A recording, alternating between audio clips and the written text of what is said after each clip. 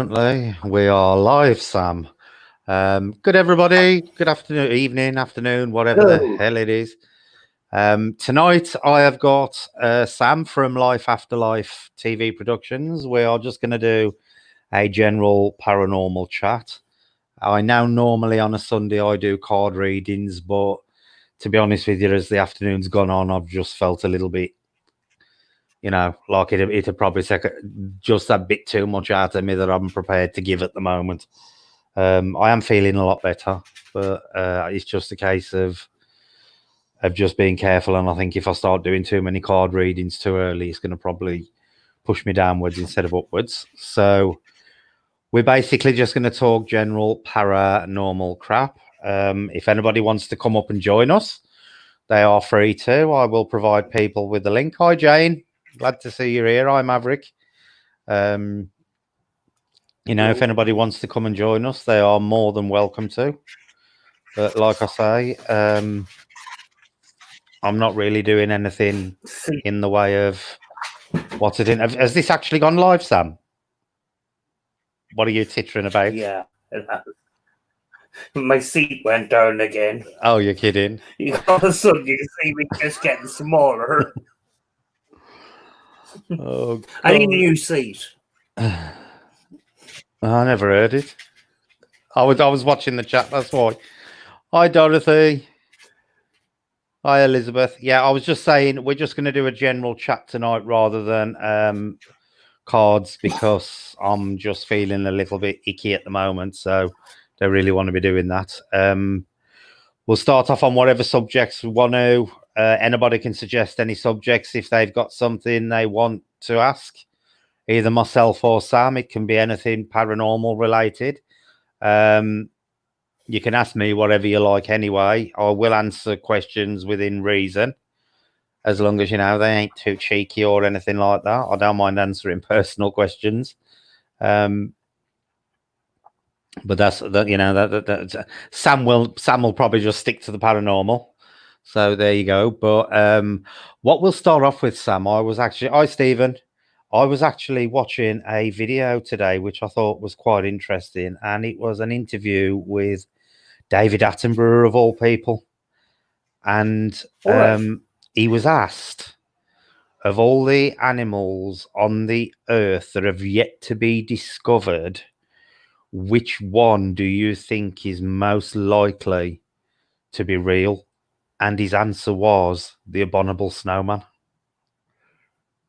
which really surprised me because David Attenborough doesn't come across as your, you're believing in the paranormal type. He is. Hi, Andy. He is a bona fide scientist and stuff, fully qualified, but he basically believes that the abominable snowman is real.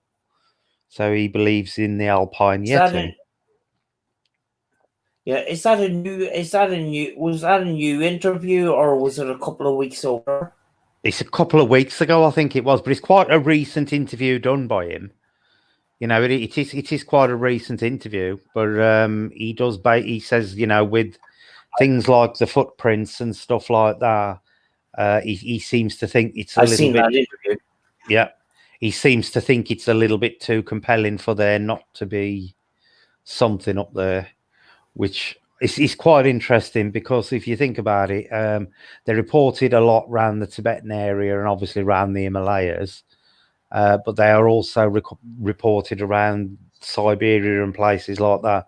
Now, Tibet is not one of these places that is famed for being fanciful and stuff like that and coming up with all kinds of weird and wonderful crap. They tend to be quite spiritual people. So I did think it was quite, it's quite interesting that something like that hi, James, hi, Claire, that something like that has cropped up where he's believing that, the Bigfoot is a possibility.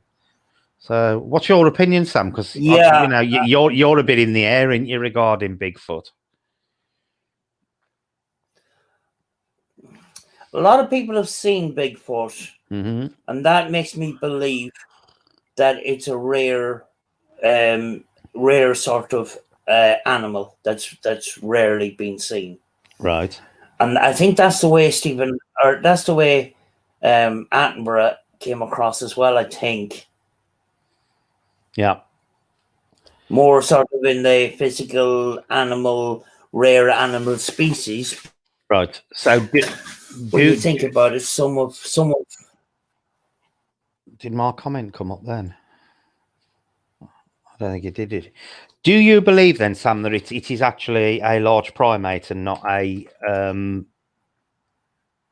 primitive human species? Oh yeah, when I said in a recent stream it was I thought it was a big smelly monkey. That's a big smelly monkey. Yeah. See, because I'm a little bit up in the air about what it exactly is. Originally, I was of the belief that it was a large ape.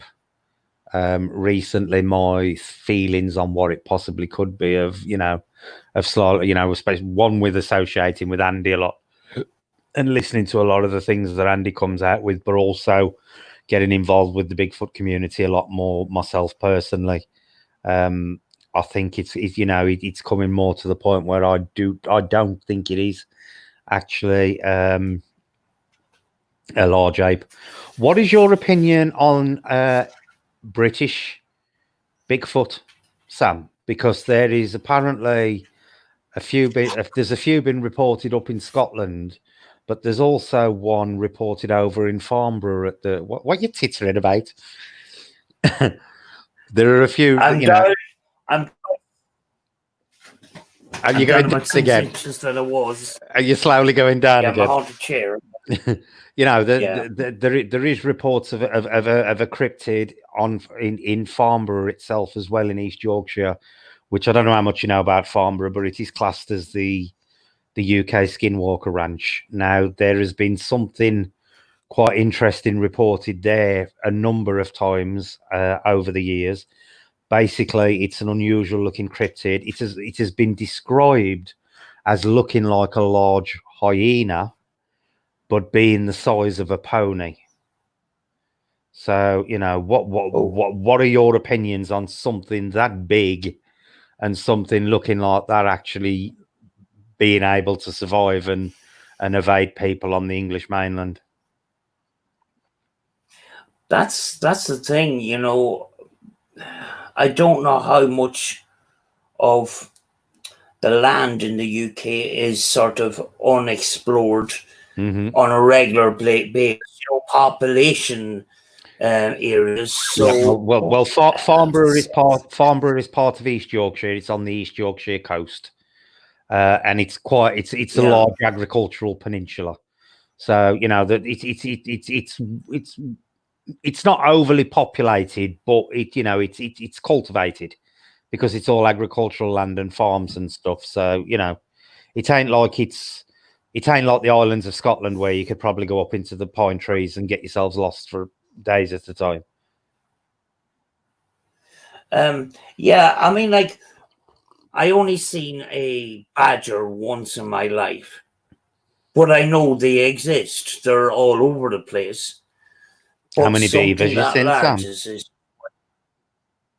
Huh? Have you seen any beavers? Many. No. Not in Hawaii.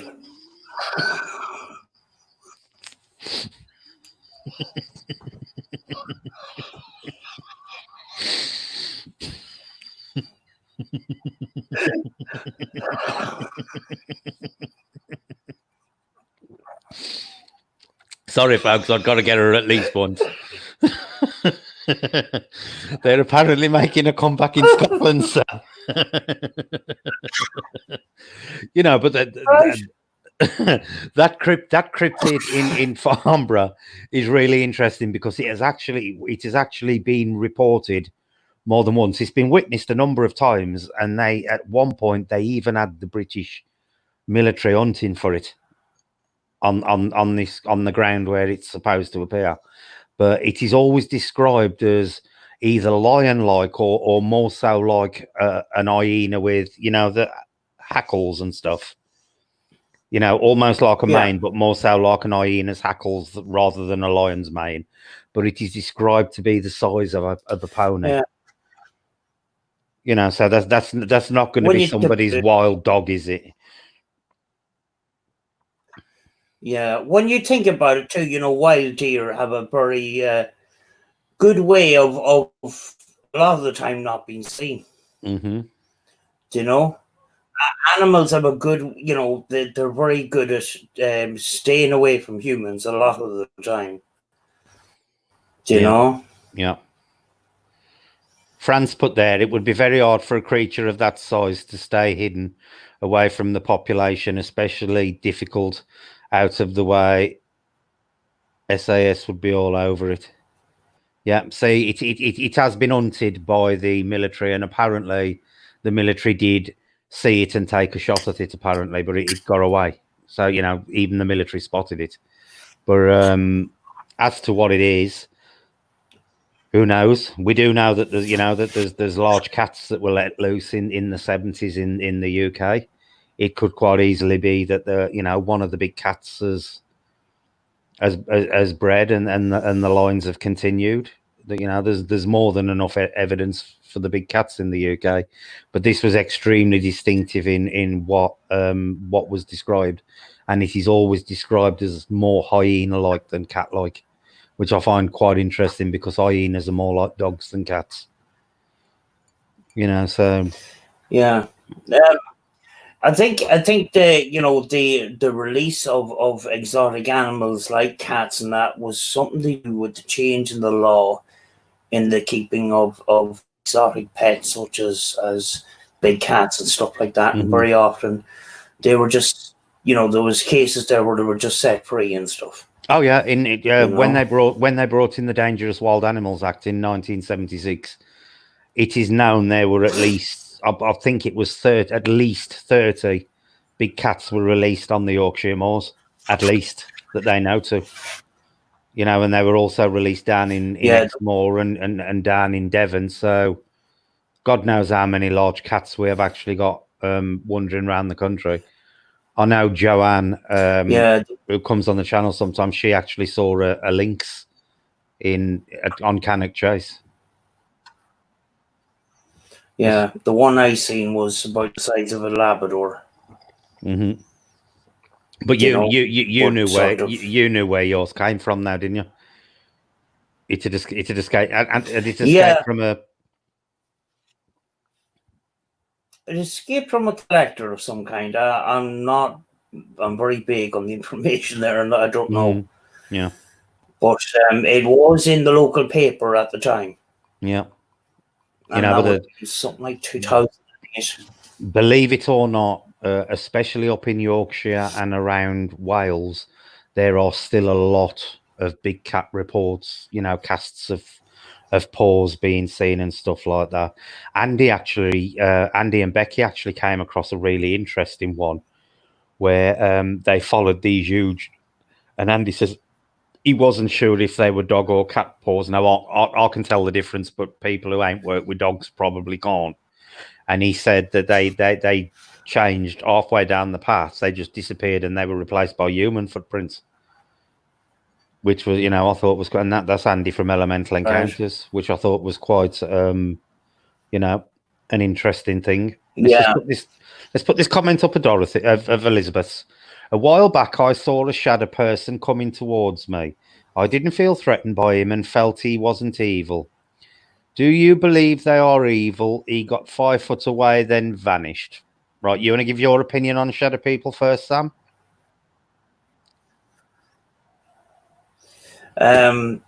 Shadow people have been associated with a private house that I investigated twice.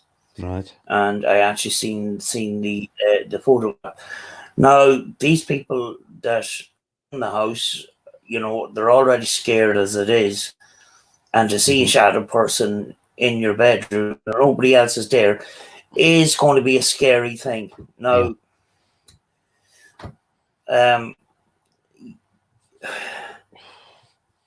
if a spirit is going to show itself, it may not be able to show itself in its true form, and you may get an outline.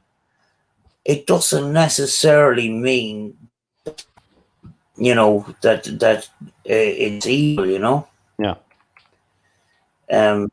But when people consider the dark with the paranormal, with the dark with a negative or demonic force, and ghosters on YouTube have a lot to answer for that.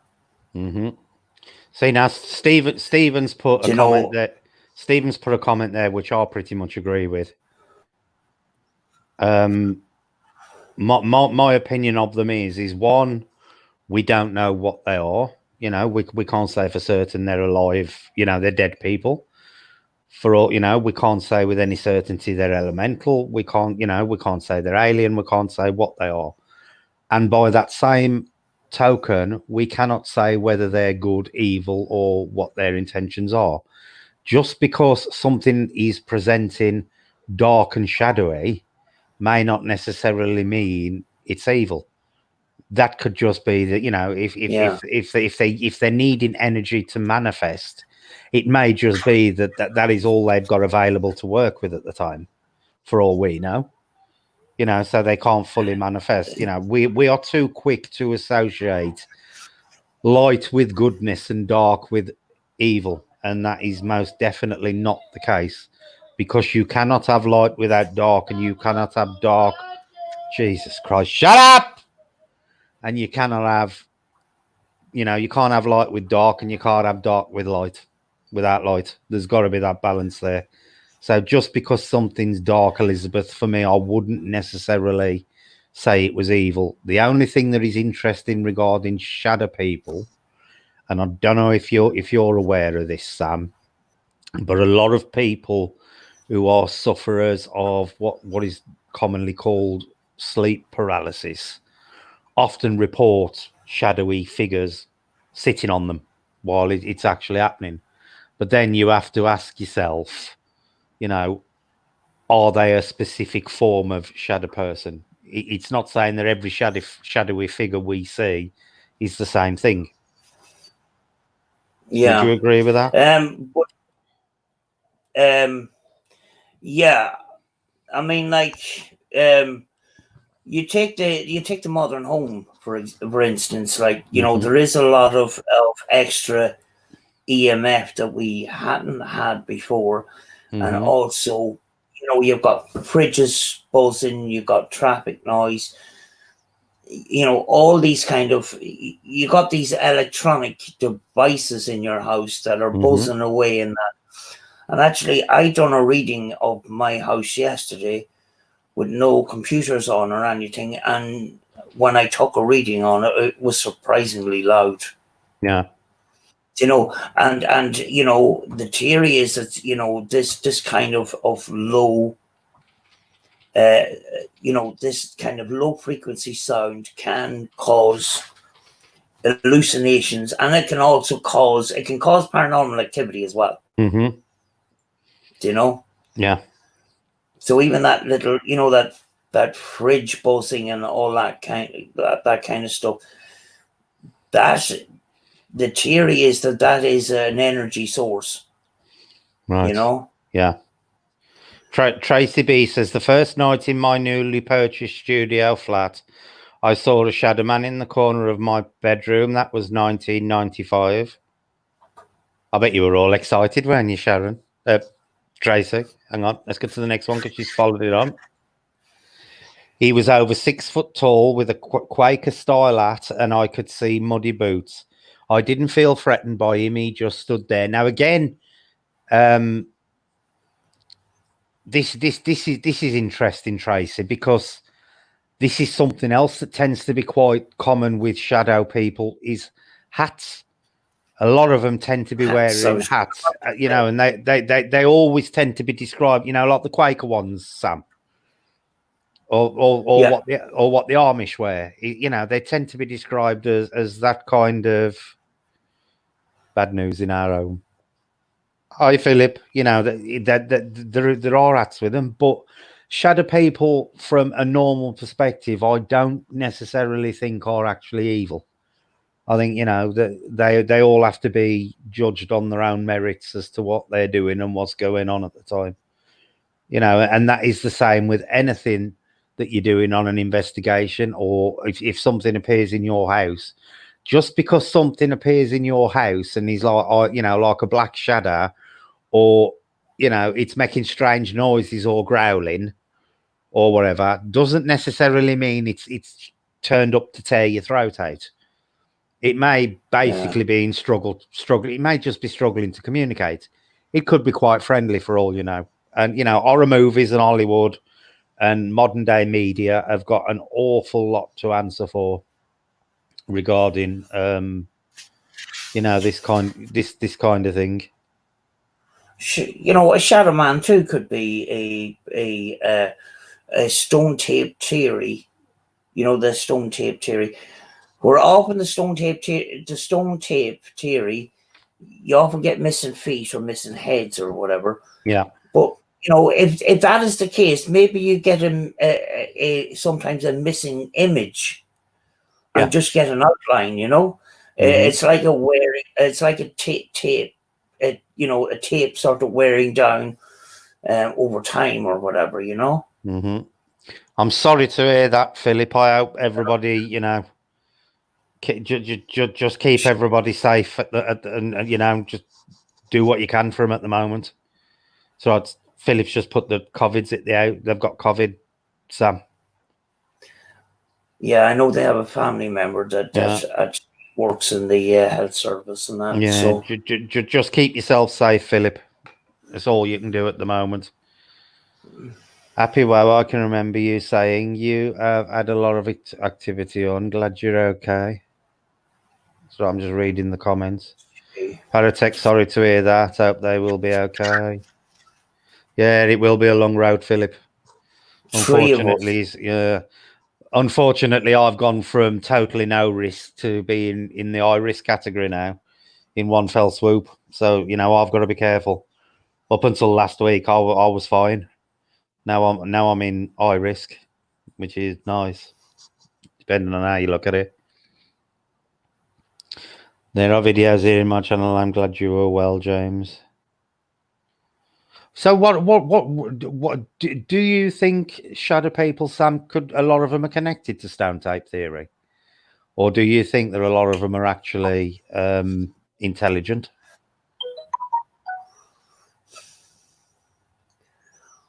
I don't know, but you know, the person that was on that mentioned the hat.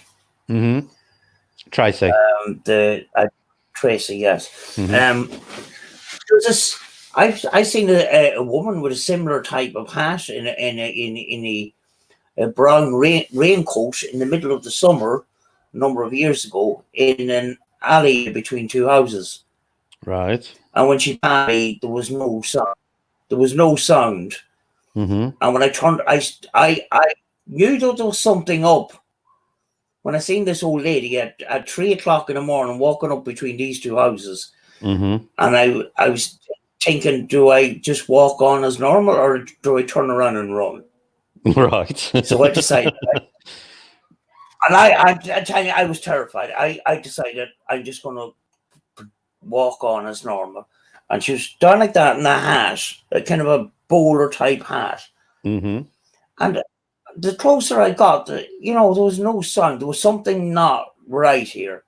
And I said hello. She didn't say hello back. So what was it that started the alarm bells off, Sam? When you said something weren't right, what do you mean by that? Obviously, you know, something set alarm bells off. Well, you know, a woman in a big massive bowler hat and a raincoat. Yeah. In the middle of a blistered summer, like. Yeah. I mean, like, and at 3 o'clock in the morning. And I says hello when we were parallel to each other, and you know, up to 6 foot away from, there was no sound. And you know, sometimes old ladies have these soft leather shoes with the soft soles and stuff. But you still get a sound. Yeah, you still hear them shuffling. Yeah, about a second later, when I said hello and I turned around, she was gone, and she needed to go about 15 or 20 feet to get to to the nearest the hiding street. place. Yeah. She had nowhere to go. I Mm-hmm. turned around, and half of me wanted to go back out onto the street, Mm-hmm. but I legged it instead. Yeah. See what was interesting for me that night. I picked that woman up on my bus who never got off. I got nothing. I got no signals off her whatsoever, Sam. She got on my bus. I told her. She showed me a bus pass. She was perfectly solid. There was nothing untoward about her. She'd got, got a jacket on and a red scarf thing, that they wear, old women, that scarf type thing.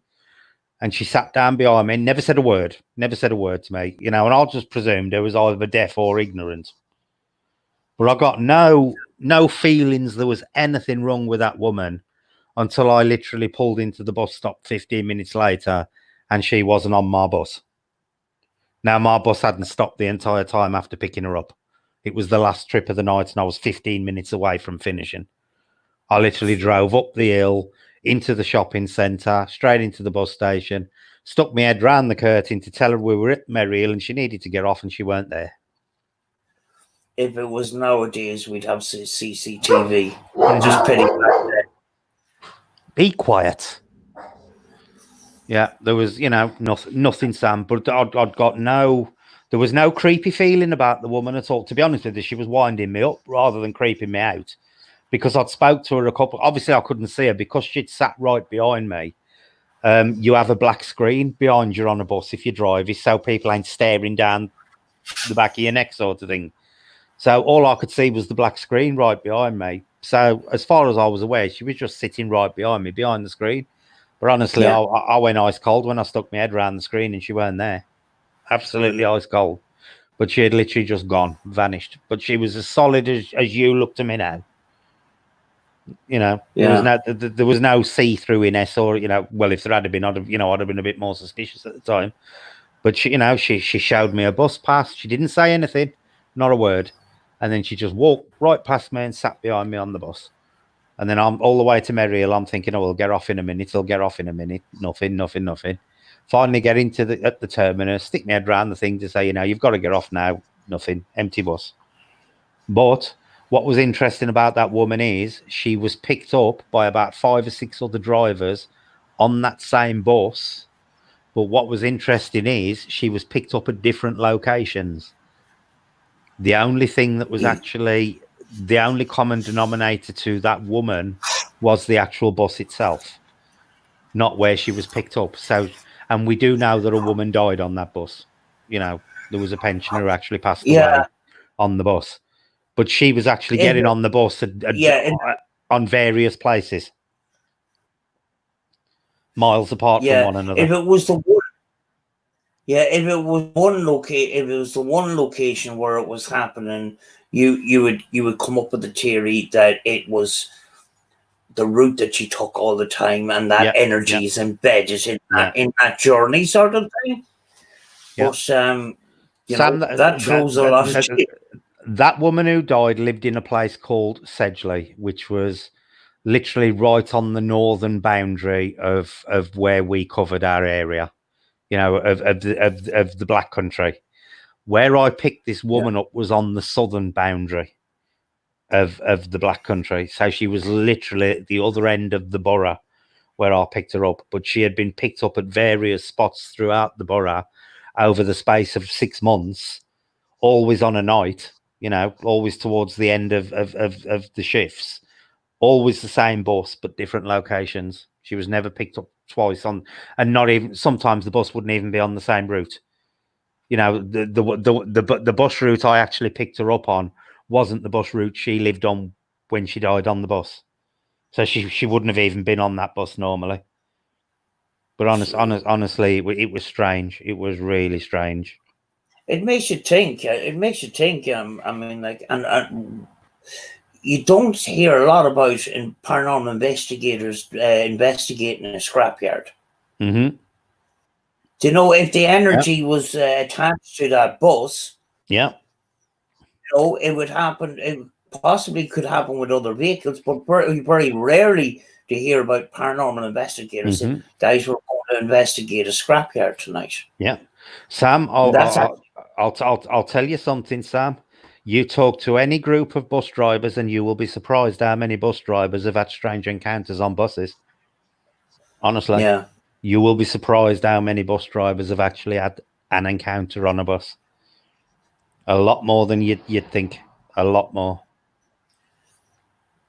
Yeah, and you know, with CCTV now, mm-hmm. that would help matters. But sometimes you get this, you know, somebody comes on the bus and they just disappear. They actually can't be seen on camera mm-hmm. at all. Yeah, yeah. Well, we had a driver who I work with, and he was driving one of the double deckers the one day. And every time, can you remember the periscopes they used to have for the driver to look upstairs? Now they used to be a mirror system before they were cameras, so you know you can look through it to see who's upstairs on the bus. Or like a submarine kind of a thing. They used to call them the periscope system. It was for to allow the driver to see who was sitting upstairs if anybody rang the bell to get off. Yeah. And every time he looked in the periscope, he could actually see somebody sitting on. He could see his feet through the periscope. Oh, every time he went upstairs on the bus, there was nobody there. And he got off the bus and refused to drive it any further. They had to send 2 mechanics out from the garage to pick the bus up because he got off the bus and he refused to drive it any further.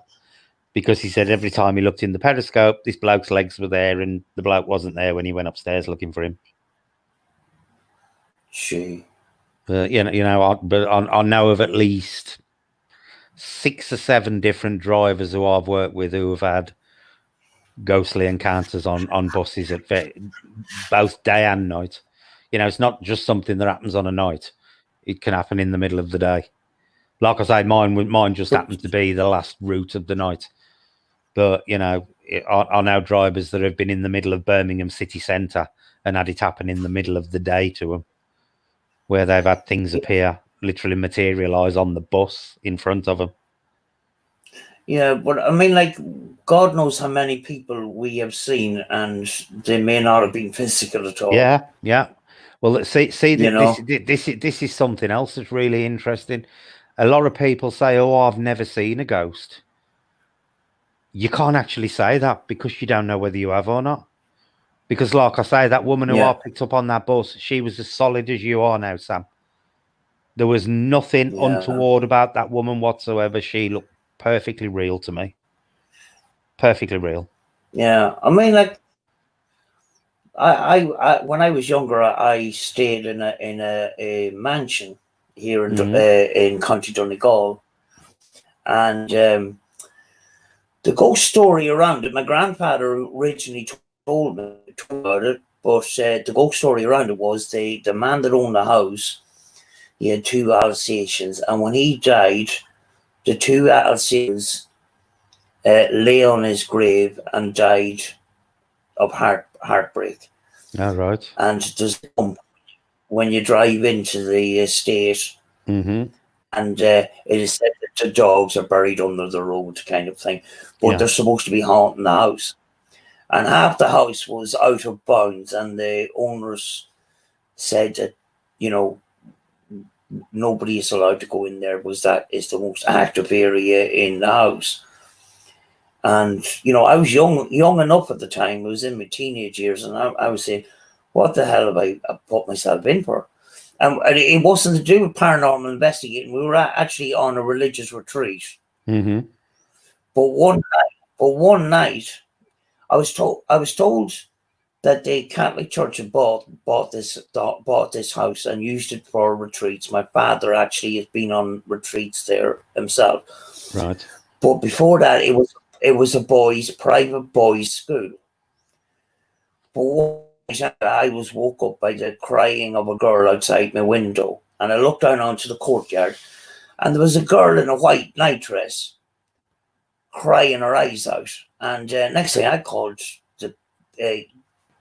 some of the other my friends around and says, "Listen, guys, get up. There's something weird going on." He said, "Is that one of our girls?" And they said, "No, it doesn't look like it." But some of us could see her and some of us couldn't, and some of us could hear it, and some of us couldn't. And I could hear it and see it. So the plan of action was that some of them were going to go out one fire escape, and the other ones were going to go in the other direction and meet in the middle, because they thought this was kind of weird. Yeah. It was, about 2 o'clock in the morning. Mm-hmm. And I was the lookout person. I was to stay at my window and keep an eye on this girl. And she was sobbing and crying away. And next thing, I just blinked. And when I opened my eyes, she was gone. And next thing, the two groups had met and they were going, where?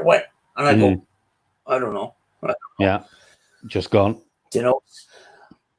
I only found out about 6 months ago that actually was a girls' a private girls' school at one stage for teaching for girls who wanted to be teachers. Mm-hmm. I couldn't get it out of my head. So I went in and done further research, and it turned out it was a girls' school at one point as well. Mm-hmm. But we couldn't figure any of that out. All the girls were questioned the next morning, and none of them were up at 2 o'clock in the morning out on the courtyard. So I'm just putting Elizabeth's up now. This is the thing, Sam, is the speed at which they disappear. When you've got people heading towards a spot from two different directions, it's very difficult for somebody to hide themselves without being spotted by either one group or another. It's very difficult to do stuff like that. Elizabeth and I think says, even in the modern day, if you did see something and you were suspicious, the last thing you're going to think about is picking up a camera, because you're trying to figure it out for yourself in your own head. Yeah. Do you know? And the thing is, because of modern day misconceptions on the paranormal anyway, a lot of people would probably scream in fear and leg it anyway, rather than actually have that bit of curiosity to think, maybe I could be the first person here to prove that there's ghosts, sort of thing. That wouldn't cross the minds. They'd think, oh crap, I've got to get out of here, there's something creepy going on and he's going to kill me and blah blah blah blah blah. Again, I think that's something to do with like modern day misconceptions and stuff that it would freak a lot of people out. Hi, Kim. Elizabeth said, I saw the spirit in daylight in the same area as the shadow figure, and I heard someone saying hello there to me, and he said it again, and it sounded beside me. There was nobody there.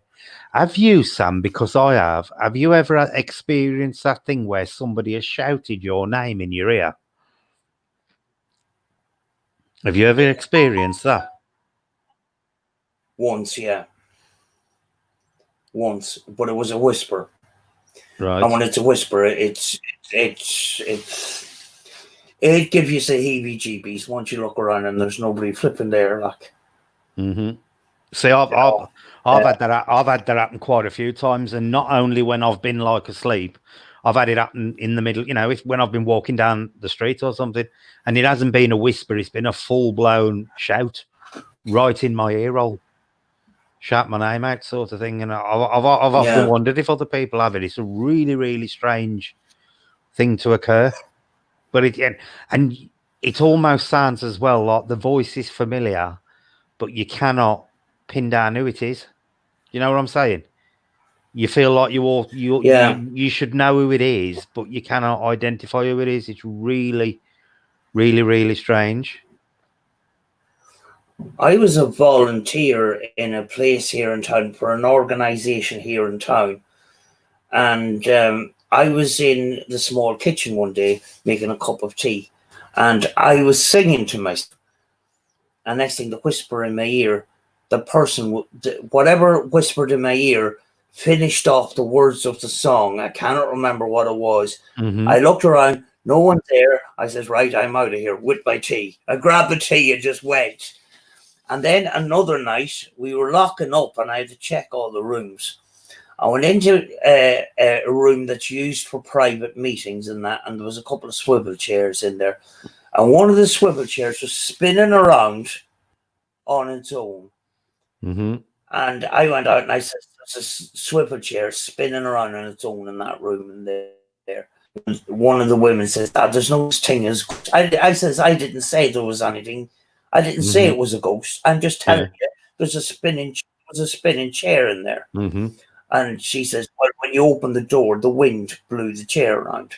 Okay, we'll check out that theory. I went in, I opened the door, over and back. No, do you know? And some of the people in that that come to that building, there was a community area, and for some reason, the community area they felt on edge, and they only started talking about it when I says, "You know something? I don't feel. I feel something weird about this room. I feel more comfortable in the hallway or in the front room." And one of the other volunteers says, "Funny enough, that's what I was thinking as well." And some other people were saying that too. Yeah. And when I was in the room too, I felt like, you know, workmen and trucks and that. And it turned out that the building beside us, this was a new building that was built right beside this old building. Turned out that old building beside it was actually a weighbridge for the goods ships coming into Derry. Yeah. You know, and they could prove it because there was a little hatch that still existed in the old building beside, you know. So, you know, so it's kind of weird. I do genuinely believe, Sam, that buildings can, in some way, store atmospheres and stuff like that, because I can walk into places and instantly think I don't like this place or I like this place, you know, literally instantly. Even, you know, I could walk into a really, well, I'll give you an example. When I was getting married years ago, we actually went to a place called Aidenhill House. It was where we were going to have our wedding reception done. And it has since been featured on Most Haunted. And we went to that place and we walked in, and the place is beautiful inside. You know, it's very, very fancy and very what's it. But from the second I walked into that place, I absolutely despised it. There was just something about it. I just didn't want to be in there. And we rushed. They took us round saying, you know, this is the room, you know, blah, blah, blah. And I couldn't get out there fast enough, Sam. When we got outside, I said to my then wife-to-be, I can't do it there. I don't like it. And she actually said exactly the same thing. Now, she you know, she'd got no interest in the paranormal. We'd watch Most Haunted, but she'd got no real interest in what. And this was long before Aidenhill House was on Most Haunted. But it's funny since seeing what I've seen on Most Haunted to what I felt about that house when I went in, and I'm going back nearly 20 years now, because I got married in well, it will be 20 years. I got married in 1997. And that was when we went to see the house. But on, you know, it's like this place, this house here is set up. It's almost an identical setup to the house I've just moved out of. Now, I used to go upstairs in the old house, and when I'd go up to the top of the stairs and turn right to go to the toilet, I always used to get the sense that somebody was standing in the small bedroom doorway, looking at me. Now, I don't get that here at all, Sam, but it is exactly the same layout. When you go up the stairs, it's the same landing, same, you know, little hall at the top. Everything's laid out the same.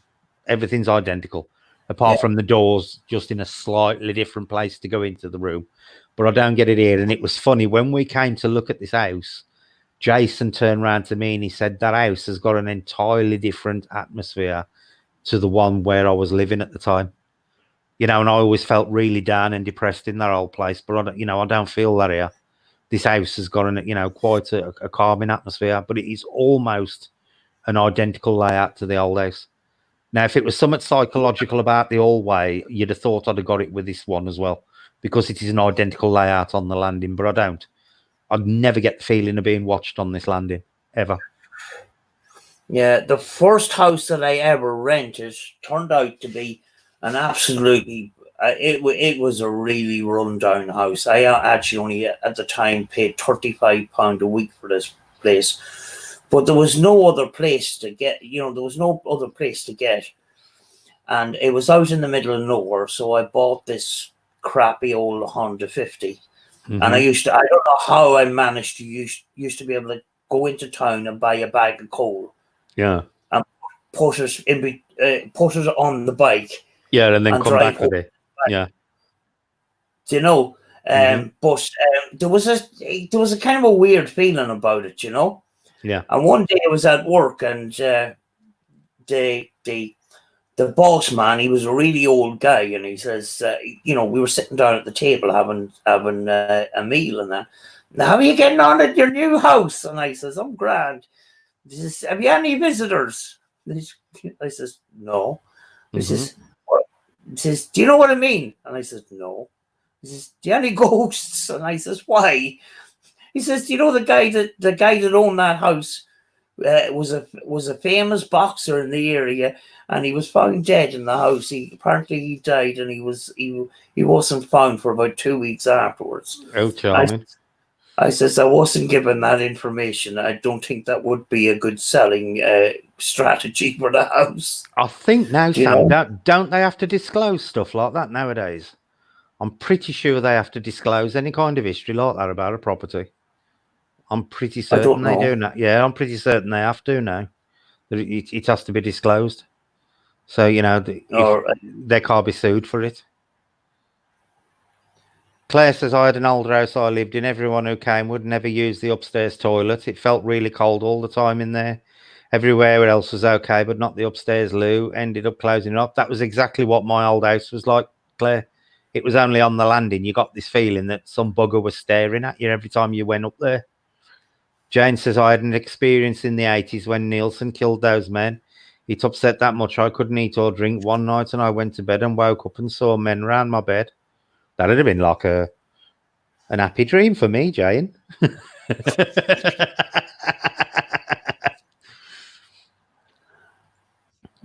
James, Brett, I think buildings hold some kind of energy. I was looking at an house years ago, and it had an awful feeling straight away. The person who showed us round said everybody who'd seen it said the same. Yeah, I agree, James. I do believe that buildings can and do store emotion and different types of energy. I really do. And I do believe that this is what causes a lot of what they class as residual hauntings. They're not technically hauntings as such. They're just replays of energy. That's just my personal opinion, but yeah. I can pick up. I sometimes pick up things, and the last flat that I was in, I never liked it, and I always there was always that turmoil in my head, and I don't know if it was me or not. Yeah. But one night anyway, the doorbell rang, and I went down anyway, and my apartment was surrounded by armed police. And I opened the door, and actually it was a lady cop that I knew, and I just opened the door, and I says, I know him. I know my tax is out of date, but Jesus Christ! I mean, I did these guns were huge, you know. I kind of joked, you know, when I get nervous, I'll crack a joke. And they all just pissed out laughing. I mean, these big, massive guns. I actually was terrified. I just opened the door, and I was just surrounded by cops. There was cars and everything. And she says, you live in that apartment up there, number such and such. I says, we're in the wrong place. We're actually looking for the previous owner who was on the run. And it turns out there was a history of drugs and all sorts. So maybe I was picking up that energy in that particular property. I couldn't wait to get out of it. You know? Do you believe that a place can physically affect your health psychically, Sam? Do you think on a psychic level, an house can be that negative? You know, and I know you've got the places like Amateurville, which personally I think are, they're hammed up. But do you think on some level there it is possible that certain areas or places can be that, or even positively charged, as in Lourdes or Lords, however you pronounce it? Do you think an area can be that charged either one way or another? It can affect the physical body. Yeah, because I mean, like if you're sometimes you go into a place and you just don't know why you're feeling uneasy. And when there's high emotions of depression or turmoil, you know, that's giving off energy. We know that it gives off energy because, you know, through an aura camera, we can see energy auras of people. Yeah. You know, and is that energy being absorbed into the surroundings, you know? Because sometimes you'll go into a place and it might be the most beautiful place, and you just will not be very well at all. Yeah. And I mean, like, that is the it's kind of like being psychic, but being very, very sensitive. You can sense that you can sense something, right, but you can't figure out what it is. So, yeah. See, Claire's put some interest in there. I do, Brett. I think we possibly work ourselves up that much. It affects us. See, I agree with that to a point, Claire, because I think you initially pick something up and then you can compound it yourself. But I do genuinely believe that some places are so strongly charged, either positively or negatively, they can be, you know, they can be a many sort of blessing. And that this is why I believe places like Lourdes, I don't know how you pronounce it, you'd know, Sam. You know, I think that is one of the places that is positively charged. And I think the fact a lot of Catholics go there and their belief continues to charge that place up. You know, because I do believe that belief, regardless of what your belief is, can be a very powerful weapon to use. Very powerful weapon. Yeah, when you say positive, I remember that incident in Knock, where myself and my friend really wanted to go to Knock because this person predicted that Holy Mary was going to appear at 3 o'clock on a certain day, so we decided we'd go down there. And coming on to 3 o'clock, something wasn't quite right, because it started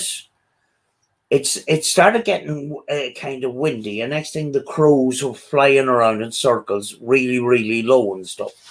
And I didn't think anything of it and that, and you know, people were looking up in the sky looking for Holy Mary, and there were some of them that were looking in there's a glass area on the end of the church where Mary was supposed to have appeared, and that way back in, was it 17 or 1800s or whatever. There's a kind of a little basilica in there now. It's a kind of like a glass sheeted off area and that. And I started clicking photographs just to remember the day and stuff. And when I took the picture home, I rang my mum and I said, "Mum, you need to look at this photograph."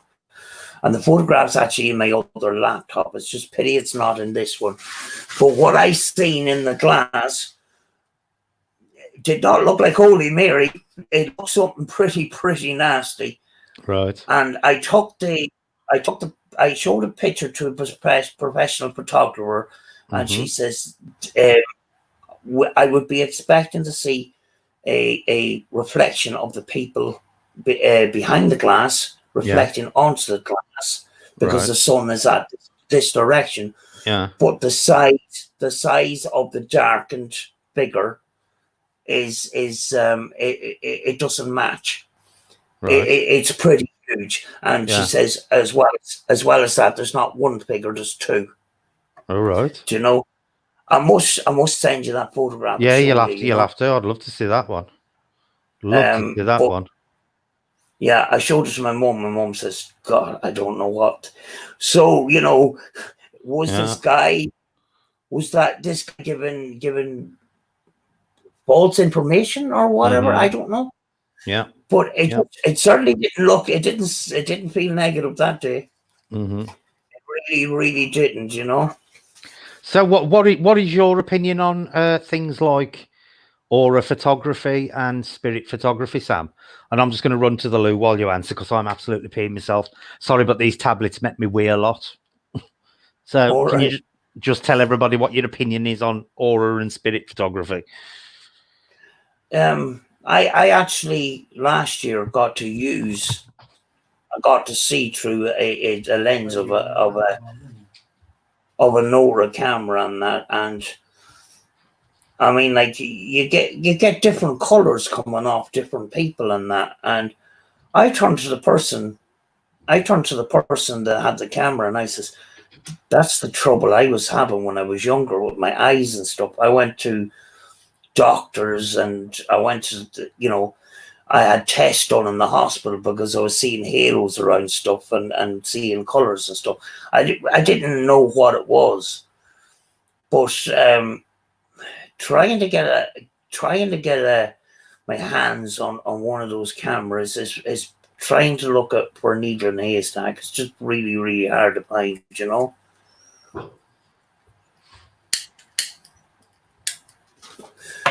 But it's a kind of a step forward. It's kind of a step forward in possibly seeing energy. There is a camera at the moment on trial that is actually seeing energy in that, but it's in the trial process and that could be a big step forward in paranormal research and seeing actual energy,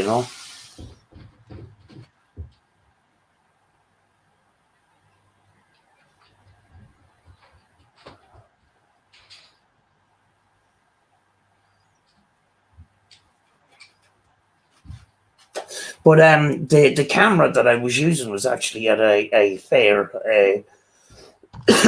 a psychic fair, and there was stalls selling crystals and stuff like that.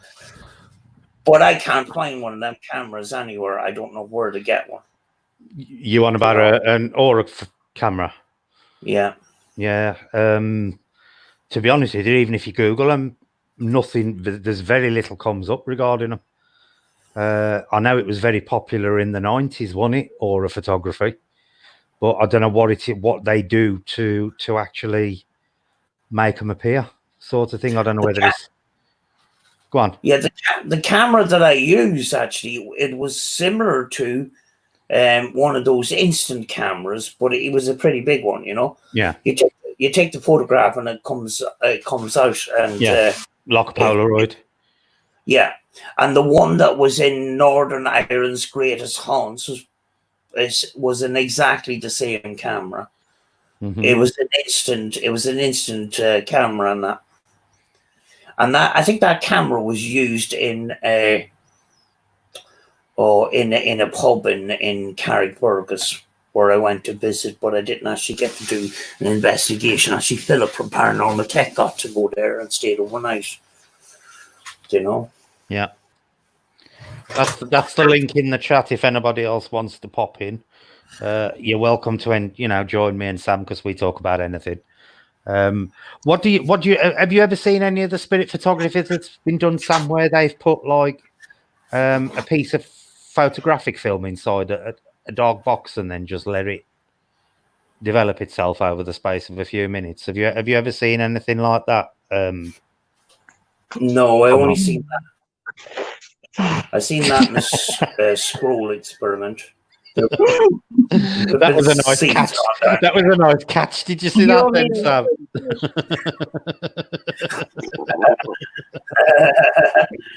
That was like someone out. That was like someone out of a dirty movie. As that popped up, then. Oh, that's fine, Brett. I'm always going after the corner. I'm not in the... You're all right, Claire. Yeah, I'm all right. I'm getting there, I think. Good. Oh. But yeah, no, I'm confused about all the paranormal stuff because, Brett and Sam, I'm not actually a paranormal investigator. Mm-hmm. Yeah. I guess I just see things and I'm so confused and I find them so hard to understand, because I've never actually investigated. I'm baffled. I'm baffled. The thing is, Claire, there's no right and wrong ways to do anything. Is there, Sam? There's no real right. There's certain things you don't do, obviously. you know, but the best paranormal investigation is the method that works for you. You know, a lot of people do EVPs. I'll get absolutely naff all off EVPs. Very, very rarely. You know, Yeah, you know what? In fact, I don't see get a lot of EVPs. I don't see a lot of people get them. Yeah, that's Have you had a lot, Sam? I've had a lot in the past, but it's not like YouTubers EVPs where you say a couple of questions and stuff. You go in, you go into the location, you turn the recorder on, and you leave it on for the whole of the investigation. But people are too lazy to go through 3 or 4 hours of recorded footage, so they're just asking a couple of different questions and off and turn it back on again. You're not cast bigger enough net that way. You're more likely to catch something the longer you have that recorder on. Right. You know. Yeah. So that's why we have umpteen different recorders and we leave them all over the place. If we're in a location with 10 or 15 rooms, we leave recorders everywhere. You know. Oh yeah. Yeah. You know, so, I've never even used one. Yeah. No, never even used one, Sam. Yeah. One of the things that helps too is actually a slight little bit of background noise. You know, not human voice, but you know, a little bit of white static or something like that. Very often you might get more might get more results that way. But certainly I wouldn't do the asking 3 questions and then turning it off and then playing it back. Right. I don't know where that idea came up from, but I don't. I would rather just leave the recorder on and let it run as long as it could. You know. Yeah. See, that's the same for me, Sam, because doing that with an EVP recorder, it's like asking a spirit box 3 questions and expecting to get fantastic responses in them 3 questions. You know, you've got to leave it going. But like you say, Claire, I've got these beautiful chops in, spicy chops. They are. I'm sorry, I'm just so greedy. It's unreal. I've been eating like an horse the last few days, but all I'm eating is like grapes and raisins and stuff. Oh, bless. I can't eat nothing. I can't eat chocolates. I can't eat sugar. I can't eat anything. You know what, Brett? I'm actually not soggy cardboard. I'm not supposed to. I'm really not. Yeah. Well, I daren't at the moment because I'm too close to it happening. Yeah. But you know. So what about the apps that are on the phone then, guys? What are they actually really like? I don't like them. And I'll tell you why I don't like them, Claire. Because basically they are programmed to churn out noise constantly. You listen to a spirit box, and 9 times out of 10 you can go anything up to a couple of minutes, Sam, without getting anything coming out of that radio. Sometimes you listen to an app and especially something like the Necrophonic. Now the Necrophonic is my biggest hate, and I'll tell you why in a minute. Something like the Necrophonic churns out sound about once every 5 seconds. So you get straight away, you are massively increasing the chance of pareidolia occurring because you're getting constant. The other thing that you've got to bear in mind with Necrophonic and apps, the ones that use word use sound banks. Now, all of these sound banks are deliberately loaded with a paranormal bias. So you may have like 2 sound banks. One will be a bank of just names. You know, they'll just Google a load of names, put them into the sound bank, and that'll be it. And then the other bank will contain words like demon, ghost, you know, darkness, evil, all that kind of stuff. There'll be a lot of that kind of stuff in. Where it becomes even worse with the Necrophonic is it uses phonetic phrasing rather than actual words. So it breaks words up into their individual sounds. Now, what a lot of people don't realize is you get a group of phonetic sounds and you jumble them up in any random order, and 9 times out of 10 they will form a word. Yeah. By their very nature. I've done it with boys, Brett. You know when you're learning phonics? Yeah. I've done it with them. Well, I'll give you an example. Demon, right? Demon breaks down into D and mun, right? Mm-hmm. So you can either have it coming out as demon or Monday, which people will hear as Monday. You know, straight away. And this is the problem with things like necrophonics. People, never realised. You know, people like the apps. For me personally, they are, one, they're too biased. Two, they are artificially inflating the sound. And three, a lot of people use them because, and this is going to piss some people off, but I'm going to say it, you know, because they are too lazy to put the footwork in and spend the time with a spirit box. If they're not getting responses every 10 seconds, on comes the app, because they know they're guaranteed to getting them then. Yeah, right. And that's what it is. You know, and that's probably going to piss a few people off, but that is the truth. This is why I'd rather have truth and no. Yeah, this is why a lot of people grab it. You know, you'll see them, they'll turn on a spirit box, they may stick with it for 2-3 minutes. Oh, there ain't much going on. Let's put one of the apps on, bang, bang, bang, bang, bang, bang, bang. They're not getting better communication, they're just getting more random sounds, and that is why it gives the impression of you know, of more results. Sam, go on, what's your opinion? If I was to use anything close to an app, I would use a file that I would chop up myself, have the original file in my computer, record my evidence, and then line it up with the original file, and then you have a comparison. If you have an app that you cannot get into the sound banks and see what's in them, it's very, very hard to you're up against a brick wall. You don't know where to go with it, you know, because you don't know what is in the sound banks itself. With the radio, you know it's going to be random words, and most of the time there's not going to be swearing in it. Yeah. You know.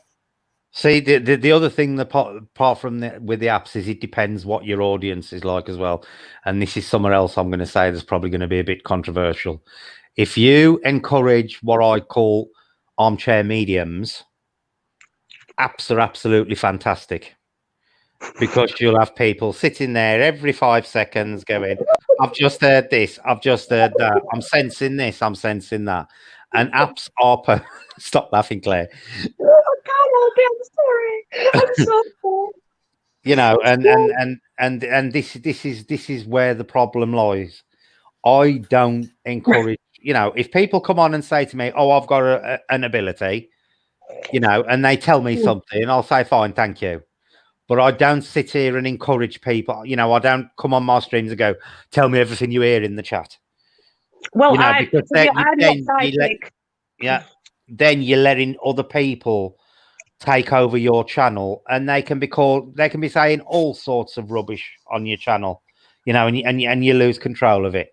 You know, if somebody if somebody says to me tonight, I'm a medium and I want to prove it, I'd say to them, okay, next Friday I'll have you on the channel for the entire stream.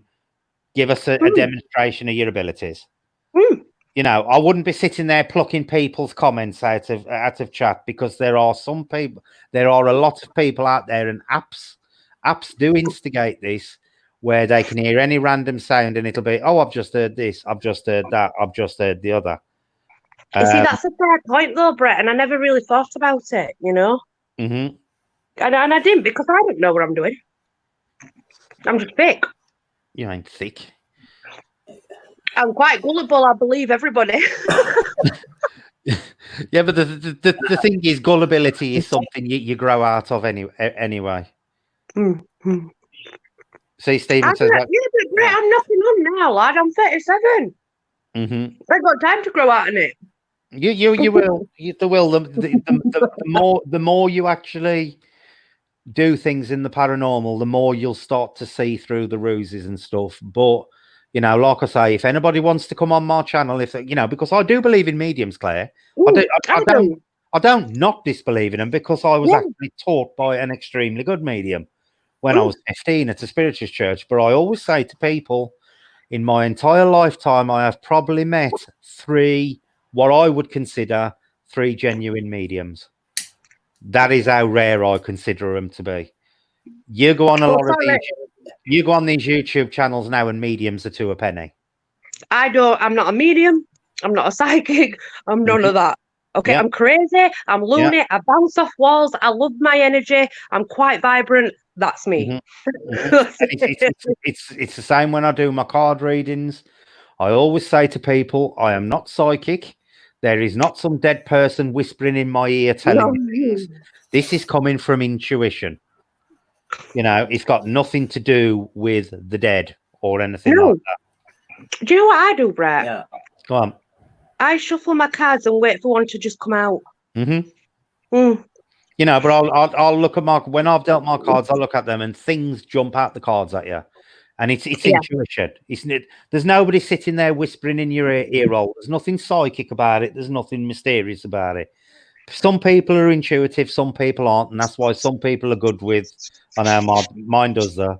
That is why some people make good card readers and some people don't. You know, but I always stress with people, I am not a psychic. I don't make money off it. You know, and if I'm telling you something that ain't relevant, please tell me. You know, because I could be telling you a complete load of crap that is of no relevance to you. Yeah. You know, I ain't claiming to be 100% infallible. Never have done. Yeah. No. I was on stream one night and a psychic came on and says that there's an old lady present with you right now. And I look and I says, you know, I says to myself, I don't know you from Adam. How am I supposed to take, you know what I mean? Yeah. So, you know, I was to go live on an investigation and people were starting to say, you know, there's a Mary or there's Elizabeth and getting an Elizabeth and stuff like that. I'm doing the investigation, not them. Right. And I don't know these people. You know what I mean? You know, I'm not going to let people that I don't know take over my investigation. I'm on the location. You know. Yeah. I'm going to choose the equipment. I'm going to do the investigation, but I'm not going to take the word as gospel of somebody that I don't know. Yeah. Who may or may not be genuine and could be an attention seeker. See, Nikki's put there, you're a natural breath. I believe it's a gift. The only gift in tarot reading, Nikki, is the intuitive part of it. Is the fact that I have been gifted with intuition. That is the only part that's a gift. Or it's having the unicorn cards, Nikki. That works too. She knows what I mean. I've got these cards, Brett, and I thought they were pretty unicorns. And when they came, they've got all swear words in them. They're naughty. They are very naughty unicorns. Oh, don't matter as long as they work. See, I always say to people, if you want to learn the cards, get yourself a deck and stick to it. You know, because some people, they get a deck and then they get another deck and then they get another deck and then they get another deck. And by the time they're finished, they're reading off 6, 7, 8, 9, 10 different decks. The problem is... I use one, but I've got loads. Exactly. There's nothing wrong with collecting them. There is absolutely nothing wrong with collecting them. But stick to a single deck until you know what you're doing. Definitely. You know, don't be spreading around 5, 6, 7 decks. Like they do on YouTube. You end up with about 50 million cards from all these decks and you're like, wow. Yeah. You know, and I always say to people, start with, if you want to take up card reading, start with a traditional deck first. Start with one where you learn 78, where you learn the 78 cards. And like I said, Brett, I'm not really a paranormal investigator. You know, it's just an hobby. I enjoy doing what I'm doing. I'm on a journey, actually. And it's my journey. I'm just recording it as I go along. And this is what I say I use my channel for. You know, as much as I love the people who come on my channel is not set up for my channel. My channel is there to record my stuff. You know, my channel doesn't take priority over my paranormal. My paranormal is always priority. That's where I need to learn that I should put myself first. That's where I go wrong. Yeah. I go totally wrong on that, Yeah. You know, because you can get to the point where if you're going to sit there and try and please everybody, you're going to compromise your values. You're going to have no choice but to compromise your values at some point. Yeah, it's true. Would you agree with that, Sam? Oh, definitely. You know, this is one of the reasons I don't go live on a location. Now, you know, the other investigators I work with, they go live and stuff, and you know, it works. I will go live at some point, but the thing is, you know, you see a lot of people, they're in the middle of investigation, and next they're giving out shout outs. Yeah. And while they're giving out shout outs, there could be a ghost over in the corner doing a big dance. Hey, I'm over here, and they're looking. Yeah. I'd miss it anyway, me. Regardless of shout outs, I'd walk past it and go, "You're all right, mate. See you later." I wouldn't know. I'd honestly, I'm sick. Yeah, I mean, like the last couple of investigations, I brought cameras in on a tripod. I just plonked down the tripod, turned on the camera, and just forgot it was there. Just done my thing. That's the best thing, you though. know, and I felt, rather than carrying the camera around and to make sure everything was in focus and stuff like that, I'd do a better job. Sam, Selena, the camera was Selena on. says, "Can she have a shout out, Sam?" There's a shout out.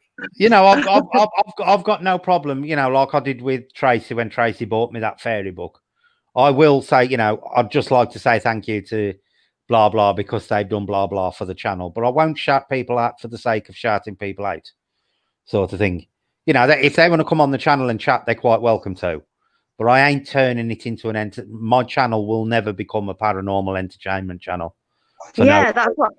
Right, and that's the thing, because I'm so clueless. Sometimes, I think I get drawn in so easily by it, and just sort of believe it all that I get lost then, because then I end up sat at home second guessing myself, and you know, like it's like just ticking all the time, you know. The thing is, Claire, if you go with your pagan beliefs, you won't be far wrong with a majority of what you hear in the paranormal anyway, because they tend to line up rather well. That's what I'm trying to do. If it don't sound right from a pagan side of things, it probably ain't right from the paranormal side of things either. Right. That's a fairly good guide to go with. I threw the veil. Yeah. You know, but the other thing is too. Come on, Sam. Sorry. Yeah, go on. We all seem to be following the same pattern though. And I am following a similar pattern. I'm trying to get out of it. Everybody's investigating in the same sort of way. And I have an investigator who doesn't look at the paranormal. She likes going out and doing it, but she doesn't look at it. Yeah. And she's very, she only has a handful of investigations under her belt, but because she's not polluted by what other people are doing, she's naturally able to do things herself. See, I've got that bonus with Jason as well, Sam. Yeah. After one or two investigations, she turned to me one day and she says, "Could I use a camera?" And I says, "Why not?" And the thing was, when she went off to another part of a location and that, I looked at the footage when I got home, and I could see the way she was calling out in a respectful way and being very quiet and all the rest of it. I said, "This is brilliant. This is really, really good." Yeah. So our future plans is, you know, we have two channels. One camera is that footage is going to be on one channel, and the other is going to be on the other. Yeah. It's not necessarily going to be mine on this channel all the time. Rachel's could, you know, be put on it, and mine could end up on the other channel. But you know, she's not influenced by all these other people, and I think that's a great thing. She's using her own. Yeah. See, I've got that with Jason as well, because I'll sometimes say things, or Jason will go, "Why don't we do this and try this?" And I'm thinking, "Ooh, why would I do that?" And then when I think about it, because I'm jaded by what I know of the paranormal, what he said is actually a damn good idea. So that, you know, that is why now I tend to listen to things he says, because a lot of sometimes he comes up with some right off the wall things that just ain't possible, but a lot of the time he comes out with some quite smart ideas, because, like you say, he ain't got that polluted outlook on what's gone on in the paranormal. But see, I'm also lucky with my channel is I am not just a ghost hunter channel. You know, I'll quite happily cover aliens. I'll happily cover paganism. I'll happily cover, you know, Bigfoot. Famous. I am an alien. Yeah, we're all aliens in his own right. Yeah, you know, I'll cover it all. Where a lot of people who class themselves as a paranormal channel, and they are a paranormal channel, but they are predominantly a ghost hunting channel. And this is why a lot of these channels are actually struggling during this lockdown at the moment, because a lot of what they primarily do, they can't do at the moment. So it's driving everybody nuts at the moment. Everybody's, you know, climbing the walls over it. I've been lucky. Yeah. If it hadn't been for this happening, I'd have just carried on. You know, I'd have been cruising on as it'd have been business as normal for me. Apart from we would have been going out on a film investigation. But my older abandoned explorers and that started to take off recently, and my car videos and stuff like that. But my paranormal investigating videos, they're not getting as much traction as this other content. But the fact that I have other content it's not putting all your eggs in one basket, you know. Yeah. But if I went along the coast of Donegal coast of people there, and I don't do a paranormal investigation, sometimes I would feel, you know, I should have filmed that because it's beautiful, and that's what I'll do, and I'll put it up on the channel. I don't care if it's paranormal or not, you know. Oh, I've got a lot of mine that's not paranormal, Sam. I write songs, I sing to camera, I do all sorts. Do you know, I got absolutely wrapped up in your skin thing the other day, your skin video. I was absolutely fascinated by it. I said to Jace when I finished, I can't believe I've just sat all through that fascinating. And, you know, I got totally wrapped up in it. But you know what, Brett? It'll save people so much money. Yeah. I got totally sucked into it, listening to what, you know, all the different stuff on it. I put a comment at the end. I can't believe I've just been sucked into listening to this, and it fascinated me all the way through. But yeah, Brett, I can't see your comment. I don't know if it's YouTube being dodgy, because I'm not getting no notifications of nothing, to be honest. You'll probably find it is. You'll probably find YouTube are being a bit arsey at the moment. He's on Selena. He's actually on. Yeah, I'm here. He's here. But if you want to go down the paranormal route, Claire, you don't have to do ghosts at all. You can do your pagan side of stuff, which is, you know, which is what I'm moving. I'm going to start moving over the summer more into the pagan stuff than the actual ghost hunting type of stuff, because, you know, I want to cover more of the rituals and stuff like that. And yeah, well, I'm kind of drawn to that. Like, I can't, even if I try and step away from it, you'll find something brings me right back. Exactly. Yeah, well, I'll do even with like ghost hunting, you'll tie it back. You know, because I've been a pagan for so long, it ties back to me. Doesn't it? Everything just comes back all the while. It does. You know, I wanted. I have predominantly. I'm not a true Wiccan, but I do follow a lot of what Wicca believes in. Well, I mean, Wiccan pagan is more or less the same. You know, Wiccan's the religion more so than the belief system. But there is stuff in Wicca I don't believe, you know, and I wouldn't practice. So, you know, I'm not a true Wiccan, but I do believe in things like the threefold consequence and stuff like that from the Wiccan thing. So you'll find with most pagans, no two pagans will have exactly the same belief system, because it is a personal belief. Yes. Doctrine. Yes. It is based on personal belief. It is not. It is not a mainstream indoctrinate type thing. It is all down to personal belief. Well, that's where my journey is, Brett, because I broke away from what I was to become my own person, and I don't know. I'm still, I guess, in a way, I'm still sort of lost on this path, but know where I'm going. I just, do you know what I mean? You know what I mean? You'll find your way. Yeah. You'll find your way. You know, that there's things I have studied in the past that I know about that I would never put into practice.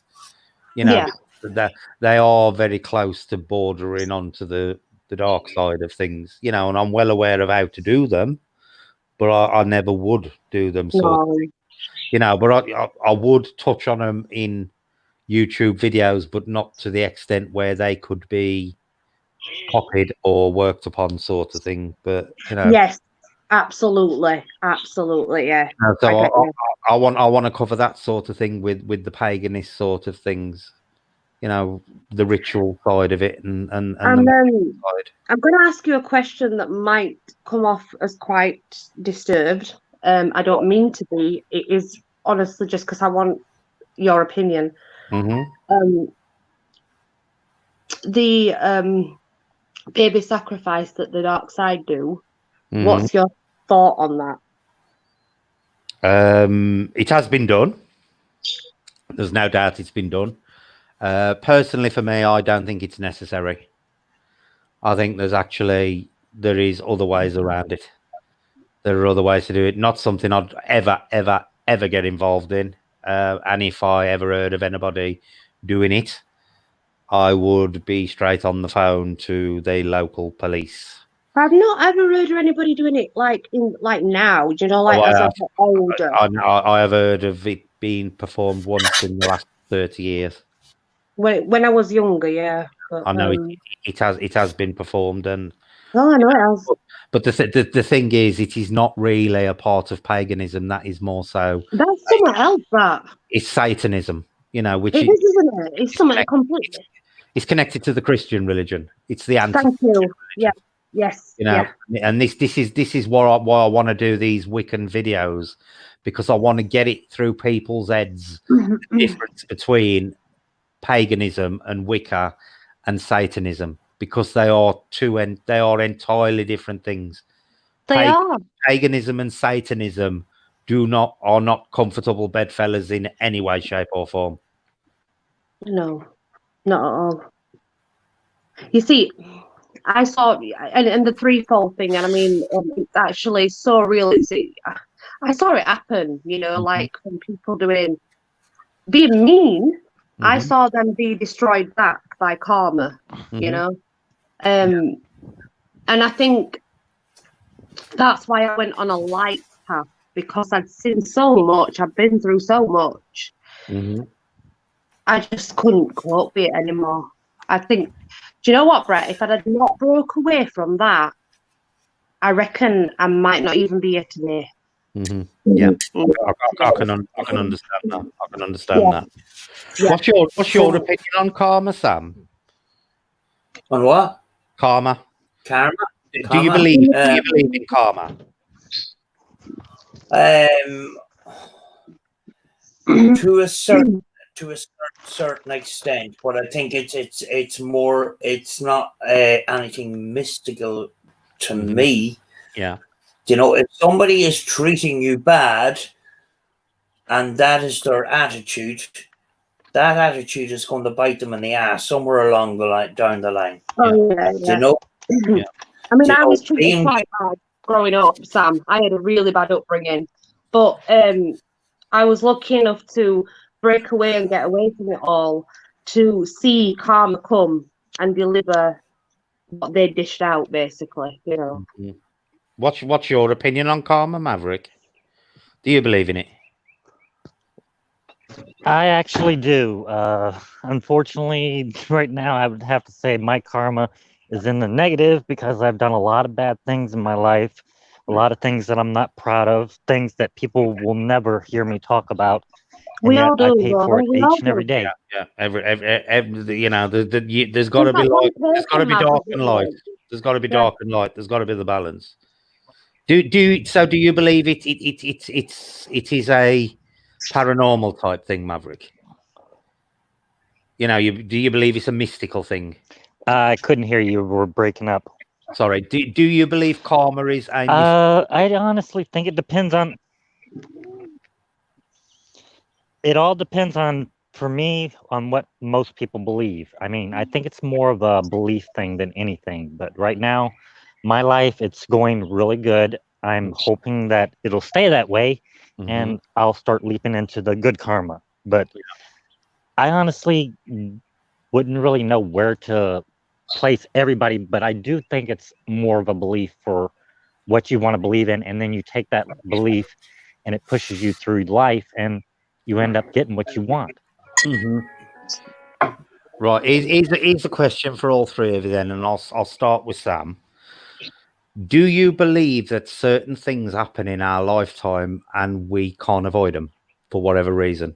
Do you believe that there are what people call life lessons? Sam? Oh, definitely. I went through a lifetime of a lot of turmoil and stuff like that. But, you know, if I didn't go through that, I wouldn't be the person I am today. Yeah.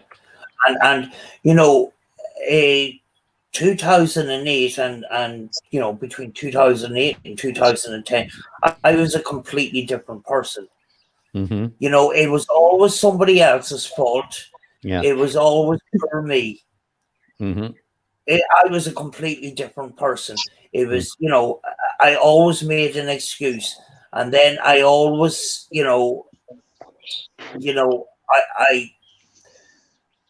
I should have more privilege because I've got issues and stuff like that. And that was the attitude I have. Yeah. And it's completely and utterly changed when I absolutely lost everything and I had to start my life. Yeah. And it was like, do you think that deliberately happened to teach you that lesson? Oh yeah, I mean, like I was building a house with a bad foundation. You know, so that's why I had to start from scratch. Yeah. You know, and you know, I've learned an awful lot about life now, and I'm you know, I'm 100% more stronger person now. Yeah, Maverick. Go on, sorry. Go on, carry on, Sam. But if I did, you know, if I didn't go through what I did go through, I don't know if I would be the person I am today. You know. Yeah. Maverick.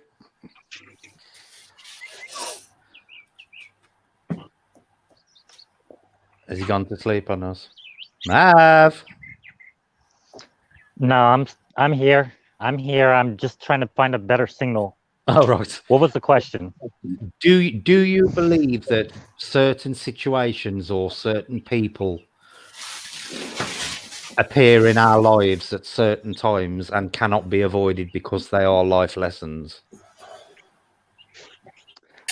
I honestly would have to believe that because, you know, I didn't plan on 3 years ago getting hit by a car.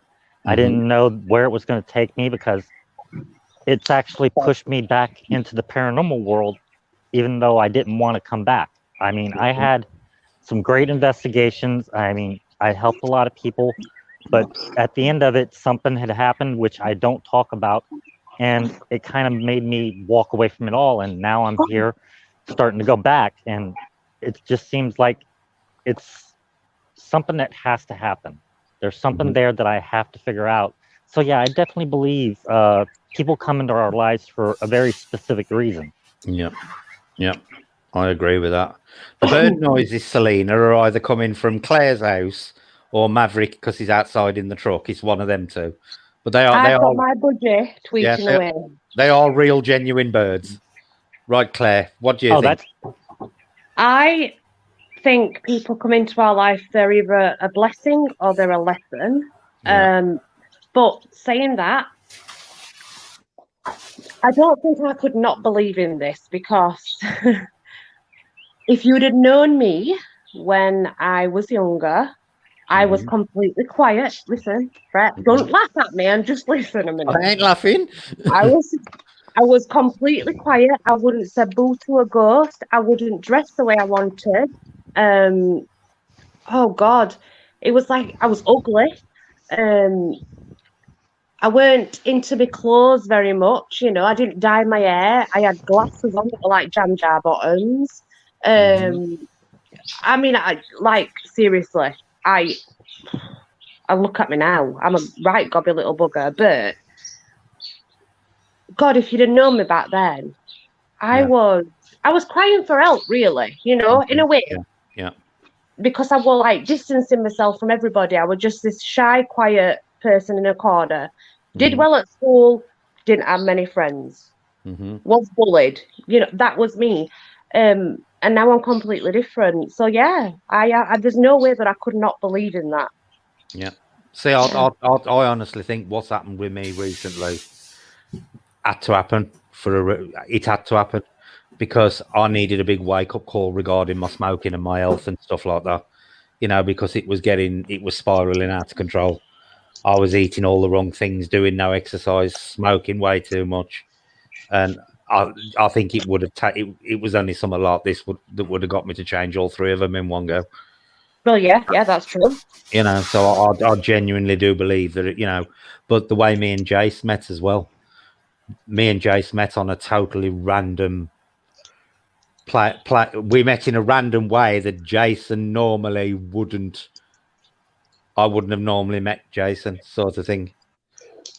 Oh, well, if he's on, he's on. Jason actually messaged me through Grindr. Now, Jason is not the type to be on Grindr. I didn't think you would be. He literally went on that one and only day, and I was at work driving past his area, and he messaged me, and that was how we got talking. It was literally a 1 in a billion chance of us meeting, sort of thing. But for us to meet, I also had to have a friend die of cancer up here, because I moved up here to help her out with the dogs, and I moved into her house, and she died of cancer. And I moved up over Rotherham to be closer to Jace.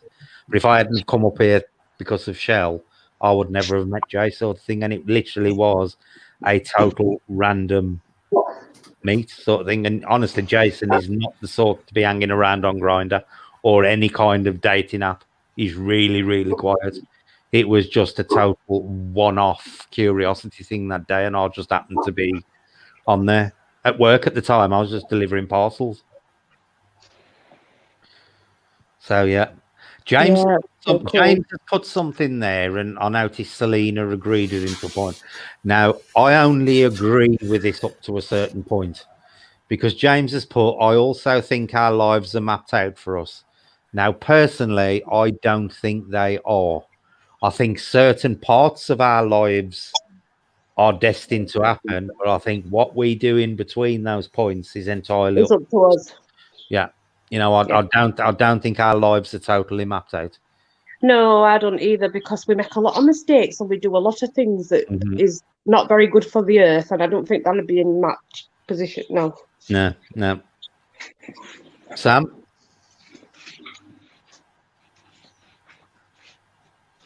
Sorry, I was just listening away, so I kind of I've lost where the question has been. You get used to this. It's that time of the night. One or the other of us forgets what the question is. It's not. Me, Andy, and Sam normally take turns in forgetting the question. Right, James has said, I also think our lives are mapped out for us. And me and Claire said, we don't necessarily believe that's true. We believe there may be parts that you have to, encounter, but I don't think our entire life is mapped out. What's your opinion on that, Sam? Do you agree with James or disagree? I don't think so.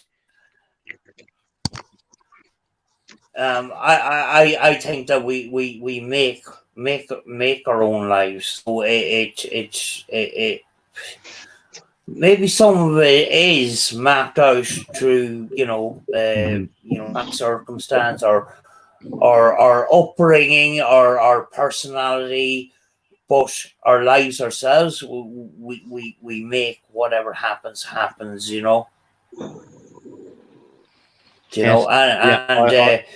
Circumstances throughout our life can steer us directions. Yeah. Maverick?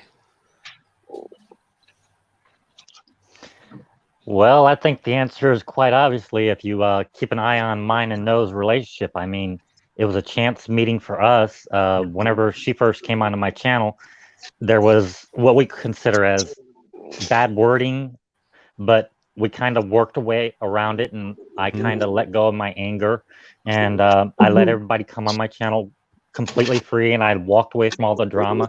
And then, certain enough, I just went onto her channel one day, and I just heard her voice, and it was like, wow, she's got a sexy voice.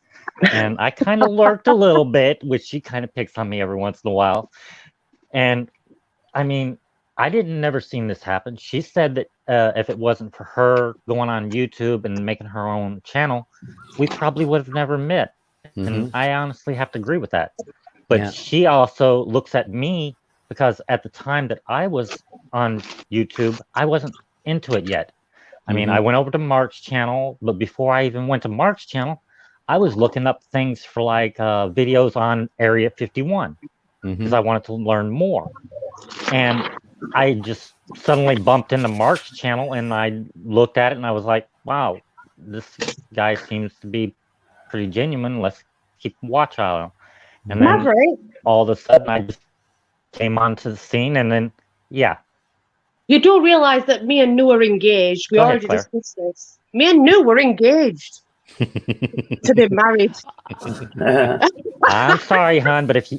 I'm sorry, but I asked her first. You're going to have to step back and get in line. There's always polygamy. See, I find that notion of our lives being totally mapped out for us quite depressing. Yeah. I got to be honest. Like that, yeah. Well, I don't... You know, because you're born, you march down a set pathway, and then you die. Well, Brett, I actually think it's more of, it's not set, but you do have like a choice in life. And yeah, that's what I believe. Choosing leads you down that path that's already been mapped out, but you have two different sides. Yep. That's basically why I look at life. Yeah, that's exactly how I look at it. There are certain things that you are, no matter what you do, you are destined to experience, but the bits in between are totally up to you on how you get there. I don't think, anybody's life is set in stone to the point where there is no choice at all. Because to me, I would find that extremely depressing. That would almost be like, conveyor belt robot, wouldn't it? We'd be like robots. Yeah. We would. Absolutely. Yeah, I would find that an extremely depressing outlook on life. Brett, if you ever want to do your readings and you need help holding me to hold the cards up for you to do them, just give me a shout and I'll do it. It's not an issue. All right, cheers. Honestly, it's not. Yeah, it was just tonight. I'm just at that point when I'm a bit tired, and it takes a lot out of me card reading, and I thought, I'll give it I'll do them next week, because even today I feel a lot better today than I did yesterday, sort of thing. But I don't want to push it too quick and then get up tomorrow and find out I'm back to where I was when I first came out of hospital. Well, I was just saying, if you need anything, honestly, if you just get in touch with me, and I'll do what I can. Brilliant, cheers. You having fun on that seat? I don't like the seat at all. It's playing up tonight. Why aren't you reclining on the new sofa? I was going to, but then I looked at the time and it says I haven't got time to bring the. There we go. What were you going to say? I hadn't got time to disconnect the whole laptop and bring it over to the sofa and that, but I'll probably do it the next time, because the seat is driving me nuts. Tom's down for B&M gaming seat. Yeah. And I got to sort me a desk out next, because I am finally going to build a studio, people. But I need a decent desk first, and I've been looking on IKEA today. So I know. I think I've picked one now, and then I've got to get my seat and stuff. Oh, dog, you are big. Well, I got Coco at the back of the sofa, and I think has dropped to guts because it does smell very pleasant. Oh, not so good. Yeah, and go on. these kind of just random chats. They're sort of a great social gathering in that kind of, and it's relaxing, like, you know. Mm-hmm. So you're not under any pressure, you know. You're just having a chat, you know. Yeah. Hi, Rose. You know, but that's how I like them, Sam. You know, because Maverick knows my opinion on Mark Smith. I know Maverick's opinion on Mark Smith. You know, we just don't touch on the subject between us. You know, there's no need to be at each other's throats just because you're at opposite end of scales on, you know, on certain things in the paranormal. I agree. Yeah, I agree. You know. Yeah. It's life's too short. Life's too short. It certainly is. So what's everybody's opinions on the mysterious lights during the meteorites? Because there was Brett. Don't, because I was sat there with my tinfoil hat on and my water pistol. I'm like, come on, you aliens, I'm ready. I'm so ready. There was quite a few very interesting ones reported that, you know, Sam's got a foil hat ready. Yeah, that's it, Sam. That was me. That was me. You look like a trendy gnome now. Yeah. No, I did see, Brett, and I don't think it was the meteor shower, and I did take a video and I showed it Andy. I don't know, because to me it were in some sort of formation, but I don't know. Honestly, I don't. I think I saw 27 in total, and the spacing was dead strange between them. It was just so accurate. Yeah. Because you do realise we sit in UFO Alley, don't you? Yes. Along the Pennines. Apparently so. We are the most highly reported area in the country. I want one of them apps. Mine's upstairs, but it's tiny. Yeah. Sam looks like a really trendy gnome now. Yeah. We should all get one. See, Sam doesn't believe in abductions and stuff like that. What's your opinion on abductions, Mav? Let's ask Maverick.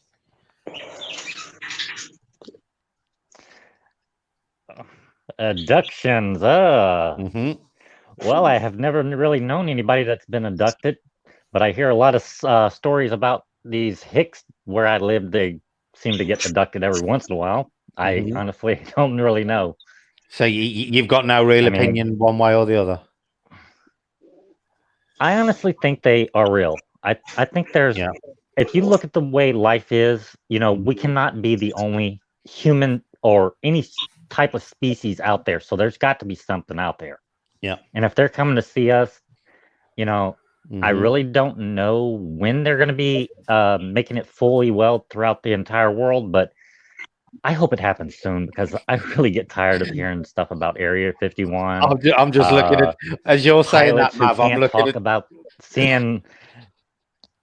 Sorry. As you're saying that, I'm looking at Sam's picture and thinking, I hope to God that I'll land in Ireland tonight and see Sam wearing that tinfoil hat. I look like the Tin Man in the Wizard of Oz. We're off to see the wizard, the wonderful Wizard of Oz. See, I actually know personally and have known this woman for over 30 years. She's one of the most well-known cases in the UK. But some do make it up though, don't they, Brett? There is some that actually... She does. Makes it up. She does. I do not believe a lot of what she says. I do believe that people are abducted. I don't believe she's one of them. You know, and she has fooled quite a few of the more fanatical, shall we say, UFO enthusiasts. She's been hypnotized, regressed back to childhood and stuff like that, and made some really strange. I have, but God knows what's in my mind. But do you know what I mean? Yeah, this is the thing: is you don't know what people are actually saying to you while you're under anyway to put things in there. A lot of what she claimed is a mismatch of Atlantean legends, King Arthur, and all that period. And wait a minute. Ancient Greece. Brett, what do you know about the Lemurian people? Nothing. Thank you. I don't either. I don't know nothing. I'm just asking. Nothing, if I'm honest. Now, this woman who I know actually claims that she is from 2 billion years in the future, and the human race. Yeah. No, it's right. I'm from 10 million years in future. Me, I'm also from 10 million behind us and all. Well, she claims the human race is now split into 3 separate subspecies. There's like a little hobbity type species, then there's like the slave race, and then there's the rulers and the aristocrats and stuff. But a ship is apparently hovering invisibly over Glastonbury Tor.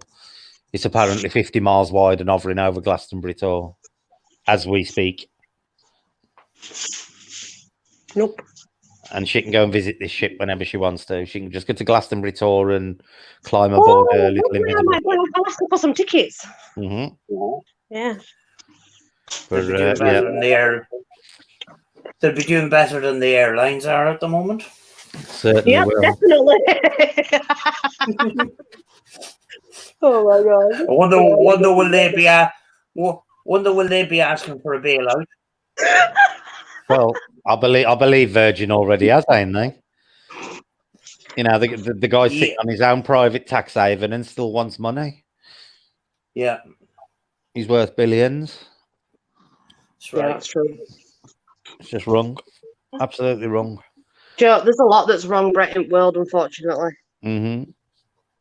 What are your opinions on the way nature's going at the moment, Claire? Sam and Maverick. Do you think this is? Do you believe that this is man? You know, it's been created in a lab, or do you think? Or do you think nature's had an hand in it as well? I think it's man-made, but I think how it got out could have been a different sort of natural way by accident through nature. That's what I think. Look, being a microbiologist, Brett, I'm not being funny. I've looked at that compound and I'm pretty sure it's man-made. There's something man-made that brought that together. Yeah, it's very interesting indeed.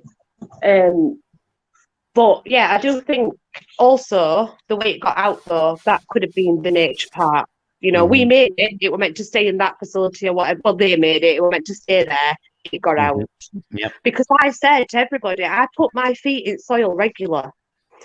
Now, I don't know if anybody else who does this has noticed that the Earth's vibrations have definitely increased. You can feel it vibrating.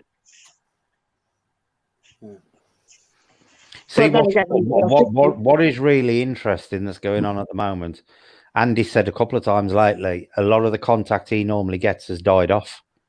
Mine's got higher. We expect, he expects that at this time of year anyway, because of the time of year, because he's coming up, with spring out here. And do you know what, Brett? I wish that was true.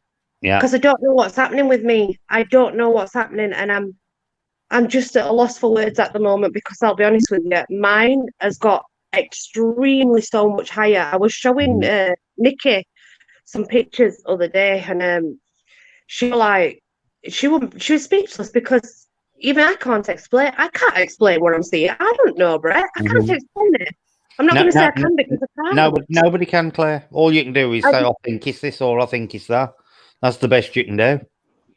It's like, Brett, I've gone from seeing energies, like I've always seen energy, but I can see it everywhere, and it's just so much thicker, and it's vast, and it's grown, and there's definitely a lot more activity from that realm coming through, but I don't know why yet. I don't know why. I don't know where it's going to go, and I don't know.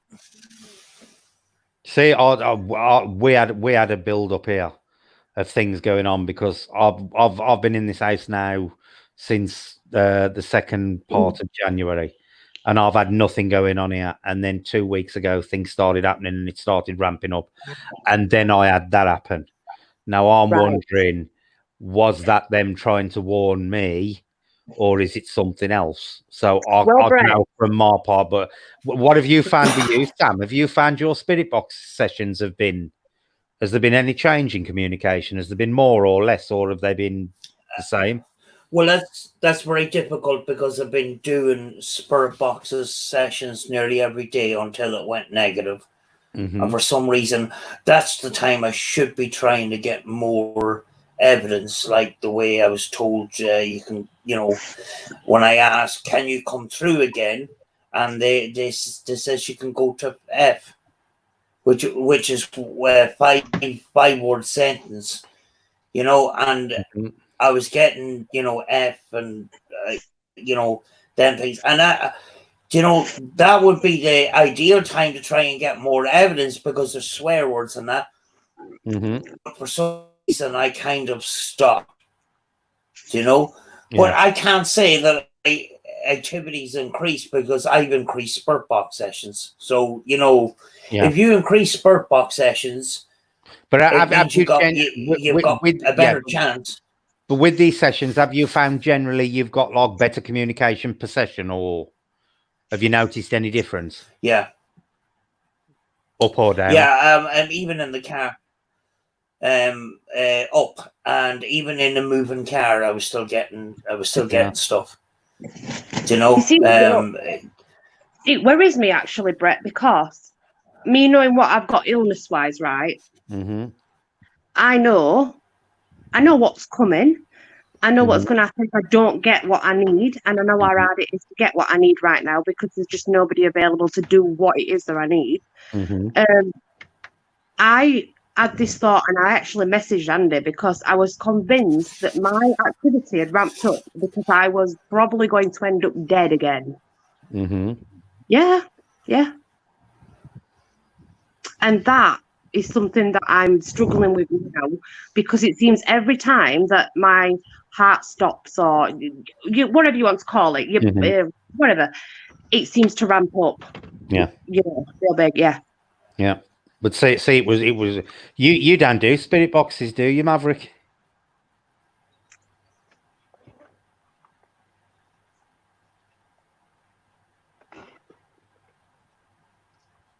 Have I put you to sleep, Mav? I'm so sorry. He'll wake up in a minute, he'll answer. No, I'm trying to still find a good signal. Right now, I'm standing on the top of my truck. You're such a fib. You are such a fib. I know exactly what you're doing, right? You just sat there listening, like dropping off, like, oh, yeah. That's what you're doing. See, I can't. There has definitely been because there was nothing going on in this house when I moved in this house, nothing whatsoever. And then 2 weeks ago, it started and it culminated with probably the best thing I have ever seen in my life when that plate appeared and dropped on the floor, but it landed on my slippers.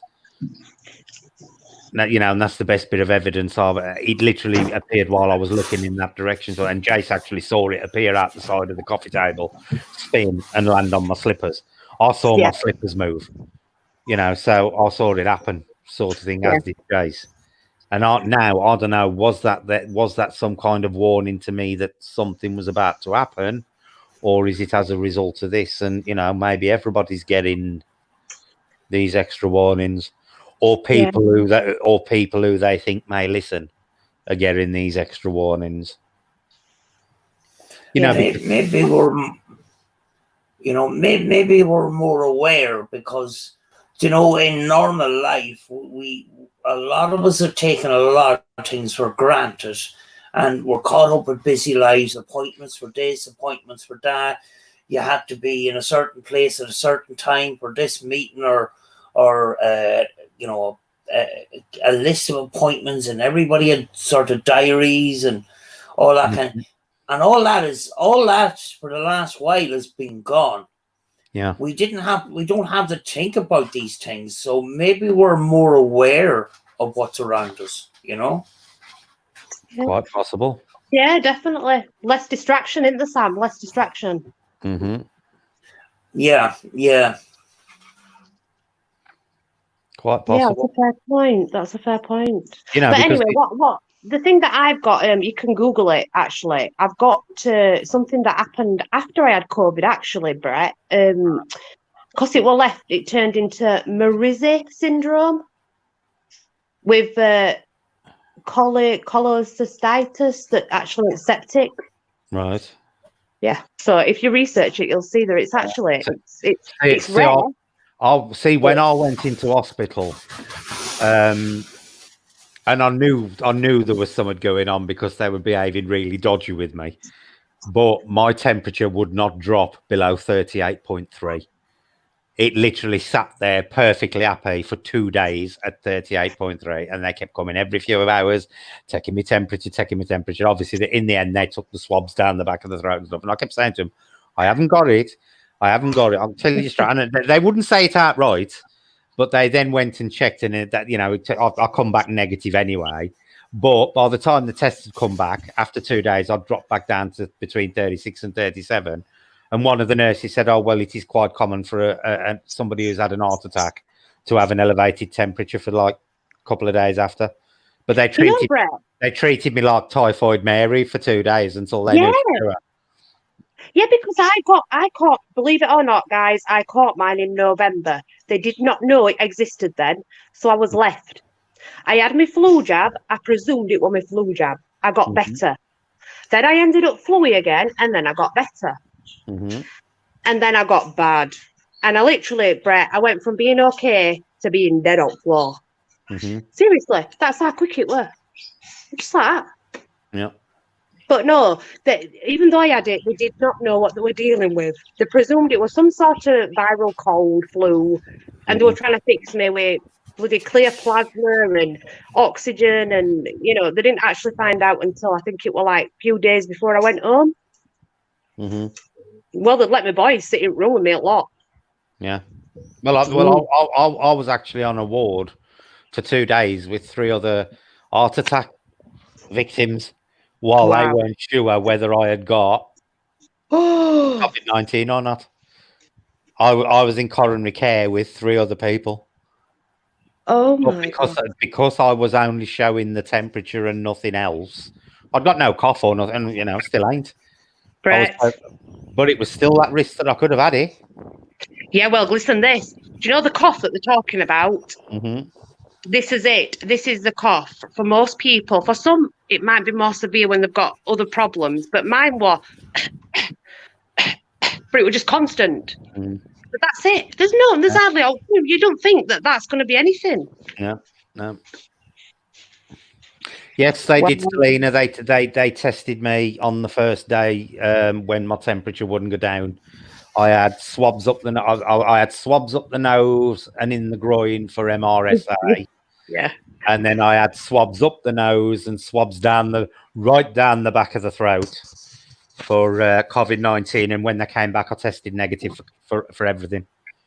So I hadn't got MRSA or COVID-19, so I'm clear about, or I was until I left hospital. I woke up 3 days after, Brett. And you know what? I can't remember a thing. I can't remember. Yeah. I don't remember anything. I ate that. You know, when you've lost 3 days and you can't, there's just nothing. It's just black. Yeah. But see, my heart attack itself was not a typical heart attack of what most people would, you know, consider an heart attack, because there was none of that. Yeah, well, that's what I presumed. When I hear heart attack, I think, you know. Yeah, there was none of that. All it was is I suddenly went really hot. There was sweat was literally just running all out off me. It was literally running in rivulets all downwards. And I just started retching to the point that I actually strained my throat. And I sat down, and that lasted for about 5 minutes. That's odd. And then once it wore off, I'd got this stitch pain and my arm had gone numb. But while it was actually going on, I'd got no chest pain and no arm pain at all. It was all this feeling really hot, really lightheaded and constant retching. But when they got me to the hospital, they said apparently that is quite common. But media basically always put it across that heart attacks and sort of thing when they're not. It's just as common to go the way I did than it is with anything else. I did not know that. I had no stabbing pains at all. It was all eat and you know, disorientation and stuff. But I've got my GKN spray now. Sorry, GTN. My GTN spray. So if anything happens now, I have to sit on the floor, lift my tongue up, and spray under me tongue, and it immediately plunges the what's it.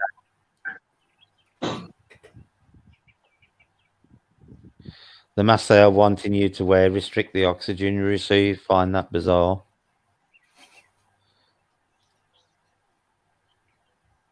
What? Sorry. I was just reading Selena's what's it. Yeah, these masks are a funny thing because I mean, them that they originally got anyway didn't do the job right, did they? So. Well, the thing is, it's pointless wearing a mask unless you've actually got COVID-19.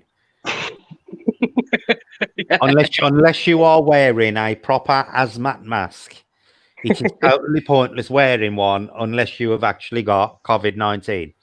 Yeah, They're more effective at stopping you breathing it out than they are of stopping you breathing it in. Right, exactly. I only wore it in the house because of the kids. And then Christopher had to wear it when he was doing his quarantine. He had to wear it when anybody went near him.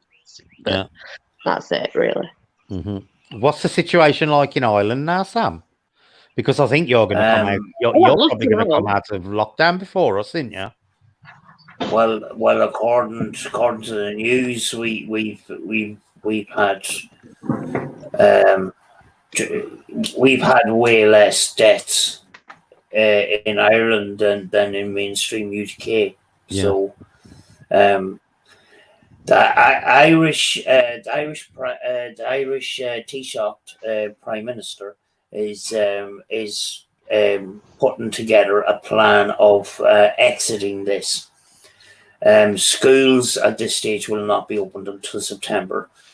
We normally have 3 months of a holiday anyway, but it will be a gradual thing. It will start off with hardware shops and things like that, and possibly, I don't know, possibly people will be let out in age groups, kind of thing, and maybe regions. I don't know. Dublin, has had a lot of cases, but it's got a denser population.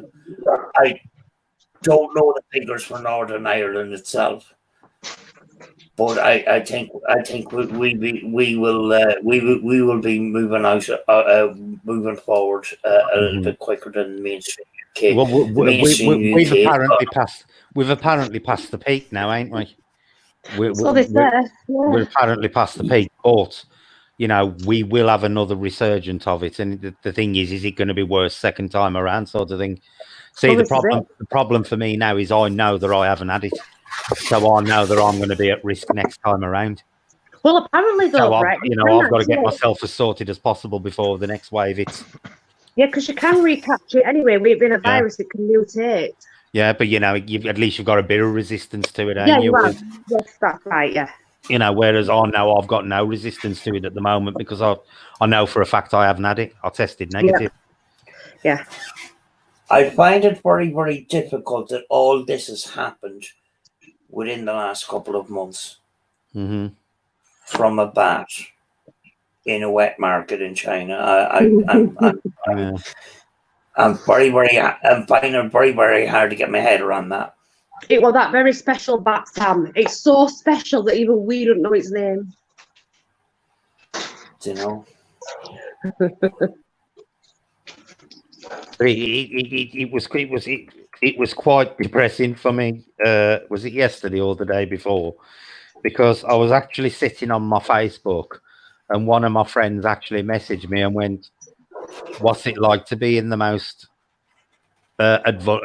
vulnerable group now for COVID-19?" And up to that point, I hadn't even considered it. I hadn't, because before this happened, I was lowest risk there was, sort of thing. I weren't old, I weren't ill, I hadn't got chest problems or nothing like that, and that was what really hit home for me. I'm gonna hang up because the dogs are going crazy outside. Yeah, no problem. Well, I'm gonna close the stream down in a minute. Anyway. Sorry, I'm not looking off that. I just need to know what they're getting at. And no worries. The minute I go outside, it's gonna dip because the signal's rubbish. Yeah, well, I'm going to close it down soon anyway because it's after 11 o'clock and I need to cut, have a break after a while. Well, it's been lovely. Thank you Yes, so it's been much. nice. It's been nice having you on. It's nice having I need the Great advice job. because honestly, I'm lost right now, so I'm just trying to work things out. And Go, it's been go, so go nice with to you. have Just go someone. with your gut. Go with your gut, Claire. If It's very nice for someone to just tell me. if it's clashing with what you believe in your pagan beliefs, it's probably not going to be genuine in the paranormal sense of things. I'll remember that now. Okay. Yeah, definitely. Yeah. And thank you so much. It's been absolutely lovely. I've loved You're everything. welcome. You're welcome. And if you need anything, anybody, please contact me, honestly, because I don't mind. I'll literally help anybody, anything, just get in touch. Okay, then. Thank you, Claire. So we'll talk to you soon. Take care. Bye. Stay safe. Bye. Bye. Right, I am going to close this down now. Sam, stay on because we'll have a chat after. Thank you, everybody, for coming in. Like I say, I'm keeping them to about 2 hours at the moment. I think we've done about 2 hours. We've done nearly 2.25 hours, so it ain't too bad. But, after a while, I need a drink and a quiet chat with Sam and stuff like that just to chill out. So thank you all for coming on. Been a brilliant night again. I'll try and do one midweek if I can with Sam. I'll arrange some up with Sam and we'll do a short midweek one. We'll pick a set topic to talk about, Sam. Yeah, so I might give myself a kick in the backside and whatever. We can do it on yours if need be. Yeah, but we will get something set up. So keep everybody occupied while we're all stuck in the house at the moment. Well, this was good because we talked about the paranormal and then we had some general sort of conversation which we would do on the phone anyway, sort of thing, or do it in a form of text, but to get other people involved. And I mean, like it is a testing time. Yeah, and some people are lonely and stuff, so it's good to have these kind of a community sort of gatherings. Yeah, it certainly is. Right, so we'll wish you all a good night. I'd just like to say thank you to Sam, like to say thank you to Claire, and I'd like to say thank you to Maverick. I don't know if he's still there or not. Oh, I'm still here. I just wanted to say have a good night. Take care of yourself. Everybody in chat, make sure you leave a like and subscribe. Thank you, Maverick. So Maverick I will has see you started guys doing in the next one. Yep, thanks, Maverick. Maverick is starting to do a lot of lives before mine now, so pop over and listen to him because we do have quite a laugh on there with quizzes and stuff like that on the paranormal. So there you go. You'll like him, Sam, because we do horror films and stuff all to do with the paranormal. It's quite good. He's quite entertaining. Right, folks, thank you very much, and we will see you later in the week. So bye-bye, have a good night. Bye. Bye. Bye.